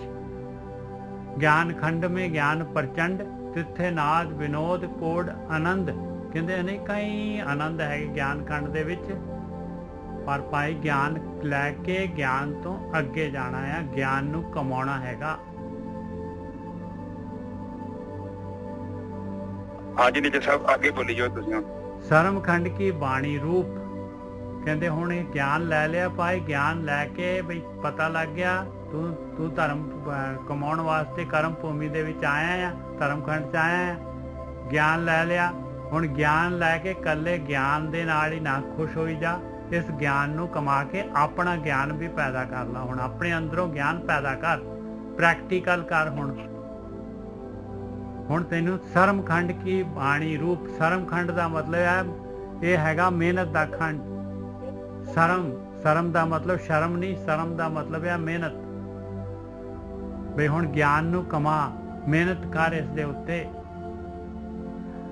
ਸਰਮਖੰਡ ਕੀ ਬਾਣੀ ਰੂਪ। ਕਹਿੰਦੇ ਸਰਮਖੰਡ ਦੇ ਬਾਰੇ ਹੁਣ ਮੈਂ ਤੈਨੂੰ ਜਾਣਕਾਰੀ ਦੇ ਰਿਹਾ ਆ। ਇਹ ਤਾਂ ਭਾਈ ਅਨੂਪ ਆ ਬਿਲਕੁਲ, ਇਹਦੇ ਵਰਗਾ ਤਾਂ ਕੋਈ ਹੈ ਹੀ ਨਹੀਂ। ਇਹ ਤਾਂ ਇਹਦੇ ਅੰਦਰ ਜਿਹੜਾ ਹੈਗਾ ਤਿੱਥੇ ਘਾੜਤ ਘੜੀਏ ਬਹੁਤ ਅਨੂਪ। ਕਹਿੰਦੇ ਇਹਦੇ ਅੰਦਰ ਤਾਂ ਐਸੀ ਸੋਹਣੀ ਘਾੜਤ ਘੜੀ ਜਾਂਦੀ ਆ ਕਿ ਜੀਵ ਜਿਹੜਾ ਇਨਸਾਨ ਜਿਹੜਾ ਹੈਗਾ ਪੂਰਾ ਹੀ ਜਿਹੜਾ ਹੈਗਾ ਰੀਬਿਲਟ ਹੋ ਜਾਂਦਾ ਹੈ, ਨਵਾਂ ਬਣ ਜਾਂਦਾ ਹੈ ਇਨਸਾਨ। ਉਹਦੇ ਜਿਹੜੇ ਹੈਗੇ ਆ ਤਾਂ ਕੀਆਂ ਗੱਲਾਂ ਕਥੀਆਂ ਨਾ ਜਾਏ। ਕਹਿੰਦੇ ਗੱਲਾਂ ਦੇ ਵਿੱਚ ਨਹੀਂ ਦੱਸਿਆ ਜਾ ਸਕਦਾ ਭਾਈ ਬਈ ਇਹ ਸਰਮਖੰਡ ਦੇ ਵਿੱਚ ਕੀ ਹੁੰਦਾ ਆ। ਇਹ ਤਾਂ ਅਨੂਪ ਹੈਗੀ ਹੈ। ਤੇ ਇਹਦੀ ਘਾੜਤ ਜਿਹੜੀ ਹੈ ਇਹਦੇ ਵਿੱਚ ਕੀ ਹੁੰਦਾ ਹੈ, ਇਹ ਸਰਮਖੰਡ ਦੀ ਜਿਹੜੀ ਹੈਗੀ ਆ, ਇਹ ਇਸ ਖੰਡ ਦੇ ਵਿੱਚ ਕਿਹੜੀ ਫੈਕਟਰੀ ਹੈ, ਇਹਦੀ ਕੀ ਹੁੰਦਾ ਹੈ, ਤੇ ਇਨਸਾਨ ਜਿਹੜਾ ਹੈਗਾ ਕਿਸ ਤਰ੍ਹਾਂ ਜਿਹੜਾ ਹੈਗਾ ਜੀਵ ਜਿਹੜਾ ਹੈਗਾ, ਜੀਵ ਦੀ ਘਾੜਤ ਬਦਲ ਜਾਂਦੀ ਹੈ, ਜੀਵ ਜਿਹੜਾ ਰੀਬਿਲਟ ਹੋ ਜਾਂਦਾ ਆ। ਤਾਂ ਕਿ ਗੱਲਾਂ ਕਥੀਆਂ ਨਾ ਜਾਏ, ਕਹਿੰਦੇ ਦੱਸੀਆਂ ਨਹੀਂ ਜਾ ਸਕਦੀਆਂ ਭਾਈ, ਕਥਨ ਤੋਂ ਅਕਥ ਹੈਗੀਆਂ, ਕਥਨ ਤੋਂ ਬਾਹਰ ਹੈਗੀਆਂ। ਤੇ ਜੇ ਕੋ ਕਹੇ ਪਿੱਛੇ ਪਛਤਾਏ, ਜੇ ਕੋਈ ਦੱਸੂਗਾ ਵੀ ਤੇ ਫਿਰ ਪਛਤਾਊਗਾ। ਉਹ ਕਿਉਂ ਪਛਤਾਊਗਾ? ਕਿਉਂਕਿ ਕਹੂਗਾ ਵੀ ਮੈਂ ਤਾਂ ਕਥ ਹੀ ਨਹੀਂ ਸਕਿਆ, ਇਹਦੇ ਵਾਸਤੇ ਤਾਂ ਸ਼ਬਦ ਹੀ ਨਹੀਂ ਬਣੇ ਹੋਏ। ਹੁਣ ਮਹਾਰਾਜ ਦੱਸ ਰਹੇ ਥੋੜਾ ਜਿਹਾ ਆਪਾਂ ਨੂੰ 2 ਲਾਈਨਾਂ ਦੇ ਵਿੱਚ, ਕਹਿੰਦੇ ਦੱਸ ਦਿੰਨਾ ਹੈ ਭਾਈ ਤੁਹਾਨੂੰ ਵੀ ਗਿਆਨ ਖੰਡ 'ਚ ਕੀ ਹੁੰਦਾ ਆ। ਤਿੱਥੇ ਘੜੀ ਹੈ ਸੁਰਤ, ਮਤ, ਮਨ, ਬੁੱਧ। ਕਹਿੰਦੇ 4 ਚੀਜ਼ਾਂ ਘੜੀਆਂ ਜਾਂਦੀਆਂ, ਨਵੀਆਂ ਹੋ ਜਾਂਦੀਆਂ ਇਨਸਾਨ ਦੀ ਸੁਰਤ ਜਿਹੜੀ ਹੈਗੀ ਉਹ ਵੀ ਘੜੀ ਜਾਂਦੀ ਆ। ਇਨਸਾਨ ਦੀ ਮਤ ਵੀ ਜਿਹੜੀ ਹੈਗੀ ਬਦਲ ਵਿਵੇਕ ਮਤ ਆ ਜਾਂਦੀ ਆ। ਇਹ ਇਨਸਾਨ ਦੀ ਮਤ ਜਿਹੜੀ ਹੈ ਬੈਂਟ ਆਫ ਮਾਈਂਡ ਜਿਹੜਾ ਹੈਗਾ, ਜੋ ਉਹਦੀ ਓਪੀਨੀਅਨ ਹੈਗਾ, ਜੋ ਉਹਦੇ ਕੋਲ ਜਿਹੜੀ ਉਹਦਾ ਡਾਟਾ ਹੈਗਾ, ਜਿਹੜੀ ਉਹਦੀ ਹਾਰਡ ਡਰਾਈਵ ਹੈਗੀ, ਕਹਿੰਦੇ ਉਹ ਵੀ ਜਿਹੜੀ ਹੈਗੀ ਆ ਉਹ ਸੁਮਤ ਆ ਜਾਂਦੀ ਹੈ ਇਨਸਾਨ ਦੇ ਕੋਲ। ਉਹਦਾ ਮਨ ਜਿਹੜਾ ਹੈਗਾ ਉਹ ਵੀ ਘੜਿਆ ਜਾਂਦਾ ਹੈ। ਮਨ ਜਿਹੜਾ ਹੈਗਾ ਕਾਰਨ ਸਰੀਰ ਜਿਹੜਾ ਹੈਗਾ ਨਸ਼ਟ ਹੁੰਦਾ ਹੈ ਇੱਥੇ। ਤੇ ਉਹਦੀ ਬੁੱਧੀ ਜਿਹੜੀ ਹੈਗੀ ਆ, ਉਹ ਮਨ ਵਾਲੀ ਜਿਹੜੀ ਹੈਗੀ, ਉਹ ਬੁੱਧੀ ਜਿਹੜੀ ਆ, ਮਨ ਮਤ ਜਿਹੜੀ ਹੈ, ਉਹਦੀ ਬੁੱਧੀ ਵੀ ਜਿਹੜੀ ਹੈਗੀ ਉਹ ਜਿਹੜੀ ਹੈਗੀ ਵਿਵੇਕ ਬੁੱਧੀ ਹੋ ਜਾਂਦੀ ਹੈ ਭਾਈ। ਬੁੱਧੀ ਜਿਹਦੇ ਨਾਲ ਆਪਾਂ ਵਿਚਾਰ ਕਰਦੇ ਆ, ਉਹ ਵਿਚਾਰ ਕਰਨ ਦੀ ਬੁੱਧੀ ਵੀ ਜਿਹੜੀ ਹੈਗੀ ਆ ਉਹ ਵਿਵੇਕ ਬੁੱਧੀ ਹੋ ਜਾਂਦੀ ਆ। ਇਸ ਜਿਹੜੀ ਹੈਗੀ ਆ ਇਹ ਸਰਮਖੰਡ, ਮਿਹਨਤ ਜਿਹੜਾ ਹੈਗਾ, ਇਹ ਧਿਆਨ ਸਿਮਰਨ ਦੀ ਗੱਲ ਕਰ ਰਹੇ ਆ ਭਾਈ। ਇਹ ਸਰਮਖੰਡ ਦਾ ਮਤਲਬ ਹੈ ਧਿਆਨ ਸਿਮਰਨ, ਪ੍ਰੈਕਟੀਕਲ ਕਰਨਾ, ਆਪਣੇ ਅੰਦਰ ਵੜਨਾ, ਇਹਦੀ ਗੱਲ ਕਰ ਰਹੇ ਆ। ਇਹਦੇ ਨਾਲ ਜਿੱਥੇ ਘੜੀ ਹੈ ਸੁਰਤ, ਮਤ, ਮਨ, ਬੁੱਧ, ਇਹ 4 ਚੀਜ਼ਾਂ ਜਿਹੜੀਆਂ ਹੈਗੀਆਂ ਰੀਬਿਲਟ ਹੋ ਜਾਂਦੀਆਂ, ਨਵੀਆਂ ਬਣ ਜਾਂਦੀਆਂ। ਇਹਦੇ ਅਵਗੁਣ ਨਸ਼ਟ ਹੋ ਜਾਂਦੇ ਆ, ਕਾਰਨ ਸ਼ੀਰ ਨਸ਼ਟ ਹੋ ਜਾਂਦਾ ਹੈ। ਉਹਦੀ ਸੁਰਤ ਜਿਹੜੀ ਹੈ ਪਰਮਾਤਮਾ ਦੇ ਆਤਮਾ ਦੇ ਵਿੱਚ ਜੁੜ ਜਾਂਦੀ ਹੈ। ਮਤ ਜਿਹੜੀ ਹੈਗੀ ਆ, ਉਹਦੀ ਮਤ ਬਦਲ ਜਾਂਦੀ ਹੈ। ਉਹਦੀ ਜਿਹੜੀ ਉਹਦੇ ਅੰਦਰੋਂ ਜਿਹੜੀ ਹੈਗੀ ਆ ਉਹ ਭੈੜੀ ਮਤ ਦੂਰ ਹੋ ਜਾਂਦੀ ਹੈ। ਮਨ ਜਿਹੜਾ ਹੈਗਾ ਮਨਮਤ ਖਤਮ ਹੋ ਜਾਂਦੀ ਹੈ ਜੀ, ਮਨਮਤ ਦੁਰਮਤ ਜਾਂਦੀ ਹੈ ਤੇ ਗੁਰਮਤ ਆ ਜਾਂਦੀ ਹੈ। ਹਾਂ, ਮਨ ਵੀ ਬਦਲ ਜਾਂਦਾ ਹੈ ਤੇ ਵਿਵੇਕ ਬੁੱਧੀ ਆ ਜਾਂਦੀ ਹੈ ਉਹਦੇ ਅੰਦਰ। ਜਿੱਥੇ ਘੜੀਏ ਸੁਰਾਂ ਸਿੱਧਾਂ ਕੀ ਸੁਧ, ਕਹਿੰਦੇ ਉਸ ਜਗ੍ਹਾ ਤੇ ਕਹਿੰਦੇ ਆ ਦੇਵਤੇ ਸਿੱਧ ਜਿਹੜੇ ਸਿੱਧੀ ਪ੍ਰਾਪਤ ਕਰ ਲੈਂਦੇ ਆ। ਕਹਿੰਦੇ ਉਹਨਾਂ ਦੀ ਸੋਝੀ, ਉਹਨਾਂ ਦੀ ਸੂਝ, ਉਹਨਾਂ ਵਰਗੀ ਸੋਝ, ਦੇਵਤਿਆਂ ਵਰਗੀ ਜਿਹੜੀ ਹੈਗੀ ਆ। ਤੇ ਇਨਸਾਨ ਜਿਹੜੀ ਹੈ, ਇਨਸਾਨ ਦੀ ਘਾੜਤ ਹੁੰਦੀ ਹੈ ਇਨਸਾਨ ਦੇ ਅੰਦਰ ਜਿਹੜੇ ਹੈਗੇ ਆ। ਤੇ ਸੁਰਤ, ਮਤ, ਮਨ, ਬੁੱਧ, ਇਹ ਸਾਰੇ ਜਿਹੜੇ ਹੈਗੇ ਦੇਵਤਿਆਂ ਵਾਲੇ ਤੇ ਸਿੱਧਾਂ ਵਾਲੀ ਜਿਹੜੀ ਹੈਗੀ ਆ ਜਾਂਦੀ ਹੈ ਉਹਨਾਂ ਨੂੰ ਸੋਝੀ। ਹਾਂਜੀ ਵੀਰ। ਹਾਂਜੀ ਨਿੱਜਰ ਸਾਹਿਬ, ਤੁਸੀਂ ਪਹਿਲੀ ਤੁਕ ਬੋਲ ਰਹੇ। ਪਹਿਲੀ ਤੁਕ ਤਾਂ ਹੈਗੀ ਗਿਆਨ ਖੰਡ ਮੇਂ ਗਿਆਨ ਪ੍ਰਚੰਡ। ਕਹਿੰਦੇ ਗਿਆਨ ਖੰਡ ਦੇ ਵਿੱਚ ਗਿਆਨ ਬਹੁਤ ਪ੍ਰਚੰਡ ਹੈਗਾ, ਗਿਆਨ ਵੀ ਬਹੁਤ ਜ਼ਿਆਦਾ ਹੈਗਾ। ਕਹਿੰਦੇ ਪਰ ਜਿੱਥੇ ਨਾਦ ਵਿਨੋਦ ਕੋੜ ਆਨੰਦ, ਕਹਿੰਦੇ ਉਹਦੇ ਵਿੱਚ ਇੰਨੇ ਨਾਦ ਹੈਗੇ, ਇੰਨਾ ਵਿਨੋਦ, ਕਹਿੰਦੇ ਇੰਨਾ ਤਮਾਸ਼ੇ, ਇੰਨਾ ਆਨੰਦ ਹੈਗਾ ਕਰੋਨਾ। ਕਹਿੰਦੇ ਉਹਦੇ ਵਿੱਚ ਹੀ ਇਨਸਾਨ ਉਲਝ ਜਾਂਦਾ ਹੈ। ਸਰ ਦੇਖੋ ਸਾਧ ਸੰਗਤ ਜੀ, ਇਹ ਬਿਲਕੁਲ ਤੁਹਾਡੀ ਅਵਸਥਾ ਦੀ ਗੱਲ ਕਰ ਰਹੀ ਹੈ ਬਾਣੀ। ਹੁਣ ਜਦੋਂ ਵੀ ਆਪਾਂ ਧਿਆਨ ਸਿਮਰਨ ਕਰਦੇ ਹਾਂ ਤੇ ਉੱਥੇ ਜਿਹੜਾ ਨਾ, ਉੱਥੇ ਗਿਆਨ ਵੀ ਮਿਲਦਾ ਹੈ, ਉੱਥੇ ਆਨੰਦ ਵੀ ਮਿਲਦਾ। ਨਿੱਜਰ ਸਾਹਿਬ, ਮੇਰੀ ਆਵਾਜ਼ ਆ ਰਹੀ ਹੈ? ਆ ਰਹੀ ਹੈ ਜੀ ਗੋਪੀ ਸਾਹਿਬ, ਆ ਰਹੀ ਹੈ। ਹਾਂ ਬਿਲਕੁਲ ਠੀਕ ਹੈ। ਹੁਣ ਗਿਆਨ ਜਿਹੜਾ ਨਾ, ਦੇਖੋ ਗਿਆਨ ਖੰਡ, ਜਦੋਂ ਆਪਾਂ ਗਿਆਨ ਖੰਡ ਦਾ ਮਤਲਬ ਹੁੰਦਾ ਕਿ ਰੀਪ੍ਰੋਗਰਾਮਿੰਗ ਕਰ ਦੇਣੀ ਜੀਵ ਦੀ। ਜੀਵ ਨੂੰ ਇਹਨਾਂ ਮਨ, ਬੁੱਧੀ, ਚਿੱਤ ਤੋਂ ਅੱਗੇ ਲੈ ਜਾਣਾ, ਸੁਰਤੀ ਨੂੰ ਬਿਲਕੁਲ ਅੰਦਰ ਲੈ ਜਾਣਾ। ਉੱਥੇ ਜਾ ਕੇ ਤੇ ਸੁਰਤੀ ਘੜੀ ਜਾਣੀ ਆ। ਔਰ ਬਾਣੀ ਵਿੱਚ ਦੱਸਿਆ, ਗੁਰੂ ਜੀ ਉਹ ਸਮਝਾ ਰਹੇ ਨੇ ਕਿ ਉੱਥੇ ਕੀ ਹੁੰਦਾ ਵਾ, ਇਹਦੇ ਬਾਰੇ ਨਹੀਂ ਪਤਾ ਲੱਗਦਾ। ਪਰ ਉਹ ਜਦੋਂ ਸੁਰਤੀ ਉੱਥੇ ਚੜ ਜਾਂਦੀ ਤੇ ਫਿਰ ਉਹਦਾ ਰਿਜ਼ਲਟ ਕੀ ਨਿਕਲਦਾ ਵਾ ਉਹ ਦੱਸਦੇ ਆ। ਮਤਲਬ ਕਹਿਣ ਤੋਂ ਭਾਵ ਹੈ ਕਿ ਪਾਣੀ ਪੀਣ ਤੋਂ ਬਾਅਦ ਪਿਆਸ ਇੱਕ ਤਾਂ ਬੁੱਝ ਜਾਂਦੀ ਹੈ। ਉਹ ਦੱਸਦੇ ਆ ਕਿ ਆਹ ਚੀਜ਼ਾਂ ਸਾਨੂੰ ਮਿਲਦੀਆਂ, ਆਹ ਚੀਜ਼ਾਂ ਦੀ ਜਿਹੜੀ ਸ਼ੁੱਧੀ ਹੋ ਜਾਂਦੀ ਹੈ। ਪਰ ਹੁੰਦੀ ਕਿੱਦਾਂ ਵਾ ਇਹ ਪ੍ਰਮਾਤਮਾ ਹੀ ਜਾਣਦਾ। ਹਾਂਜੀ ਨਿਜਰ ਸਾਹਿਬ ਅਗਲੀ ਤੁਕ ਬੋਲੇ।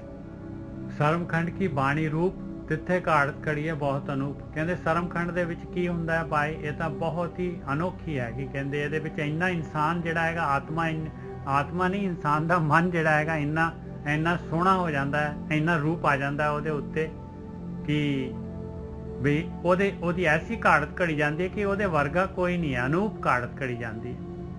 ਹਾਂਜੀ ਵੀਰ ਬਿਲਕੁਲ ਠੀਕ ਹੈ ਜੀ। ਹੁਣ ਜਦੋਂ ਬੰਦਾ ਸਾਧਨਾ ਕਰਦਾ, ਧਿਆਨ ਸਿਮਰਨ ਕਰੀ ਜਾਂਦਾ, ਤੁਹਾਡੇ ਚਿੱਤ ਨੇ ਹੌਲੀ ਹੌਲੀ ਕਰਕੇ ਸ਼ਾਂਤ ਹੁੰਦੇ ਜਾਣਾ। ਉਦਾਹਰਨ ਤੌਰ ਤੇ ਬੰਦੇ ਦਾ ਚਿੱਤ ਪਤਾ ਕਿੱਦਾਂ ਦਾ, ਉਹਦੇ ਚਿੱਤ ਦੇ ਵਿੱਚ ਨਾ ਲੱਕੜਾਂ ਤੁਰੀਆਂ ਫਿਰਦੀਆਂ, ਵਿਚਾਰਾਂ ਰੂਪੀ ਲੱਕੜਾਂ, ਔਰ ਉਹ ਲੱਕੜਾਂ ਦੇ ਨਾਲ ਪੂਰਾ ਚਿੱਤ ਭਰਿਆ ਹੋਇਆ। ਔਰ ਲੱਕੜਾਂ ਤੋਂ ਭਾਵ ਤੁਹਾਡੇ ਜੀਵਨ ਦਾ ਜਿਹਦੇ ਕੋਈ ਕੰਟਰੋਲ ਹੀ ਨਹੀਂ ਹੈਗਾ। ਕਿਤੇ ਆਹ ਲੱਕੜ ਆ ਗਈ, ਕਿਤੇ ਉਹ ਲੱਕੜ, ਆਪੇ ਤੁਰੀਆਂ ਫਿਰਦੀਆਂ ਹਵਾ ਦੇ ਨਾਲ, ਇੱਧਰੋਂ ਉੱਧਰੋਂ। ਪਰ ਜਿਵੇਂ ਤੁਸੀਂ ਸਾਧਨਾ ਕਰਦੇ ਗਏ ਨਾ, ਉਹ ਸਾਰੀਆਂ ਲੱਕੜਾਂ ਸ਼ਾਂਤ ਹੋ ਜਾਣੀਆਂ। ਫਿਰ ਤੁਹਾਡੇ ਅੰਦਰ ਜਿਹੜੀ ਸੁਰਤੀ ਹੈ ਕਿਸ਼ਤੀ ਦੇ ਵਾਂਗੂ ਚੱਲੂਗੀ। ਜਿੱਥੇ ਤੁਸੀਂ ਜਾਓਗੇ ਨਾ ਉੱਧਰ ਹੀ ਜਾਊਗੀ। ਉਹ ਲੱਕੜਾਂ ਇੱਧਰ ਉੱਧਰ ਤੁਰੀਆਂ ਫਿਰਦੀਆਂ ਨਾ ਜਿਹੜੀਆਂ ਹਵਾ ਵਰੋਲੇ ਦੇ ਨਾਲ, ਉਹ ਬੰਦ ਹੋ ਜਾਣਾ ਸਾਰਾ ਕੰਮ। ਬੜੀ ਪਵਿੱਤਰ ਸਤਾ ਹੈ ਉਹ। ਤੁਸੀਂ ਦੱਸਣ ਤੇ ਧਿਆਨ ਹੈ, ਪਰ ਅਸਲ ਦੇ ਵਿੱਚ ਉਹ ਅਨੁਭਵ ਦਾ ਵਿਸ਼ਾ ਹੈ, ਦੱਸਣ ਦਾ ਵਿਸ਼ਾ ਨਹੀਂ ਹੈਗਾ। ਬਾਣੀ ਵੀ ਇਹੋ ਚੀਜ਼ ਨੂੰ ਸਮਝਾ ਰਹੀ ਹੈ। ਜਦੋਂ ਤੁਸੀਂ ਜਾਓਗੇ ਤੁਹਾਡੇ ਚਿੱਤ ਨੇ ਲਹਿਰਾਂ ਤੋਂ, ਚਿੱਤ ਵ੍ਰਿਤੀ ਕਹਿੰਦੇ ਨੇ ਪਤੰਜਲੀ ਯੋਗ ਦੇ ਵਿੱਚ, ਸਮਾਧੀ ਦੀ ਗੱਲ ਕਰਦਾ, ਚਿੱਤ ਦੀ ਵ੍ਰਿਤੀ ਮਤਲਬ ਚਿੱਤ ਨੂੰ ਲਹਿਰਾਂ ਤੋਂ ਮੁਕਤ ਕਰ ਦੇਣਾ।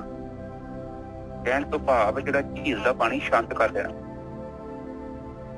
ਉਸ ਟਾਈਮ ਤੇ ਫਿਰ ਤੁਹਾਡੀ ਇਕੱਲੀ ਸੁਰਤੀ ਰਹਿ ਜਾਂਦੀ ਹੈ, ਬਿਲਕੁਲ ਪਿਓਰ ਕੌਨਸ਼ੀਅਸਨੈਸ, ਚੇਤਨਾ,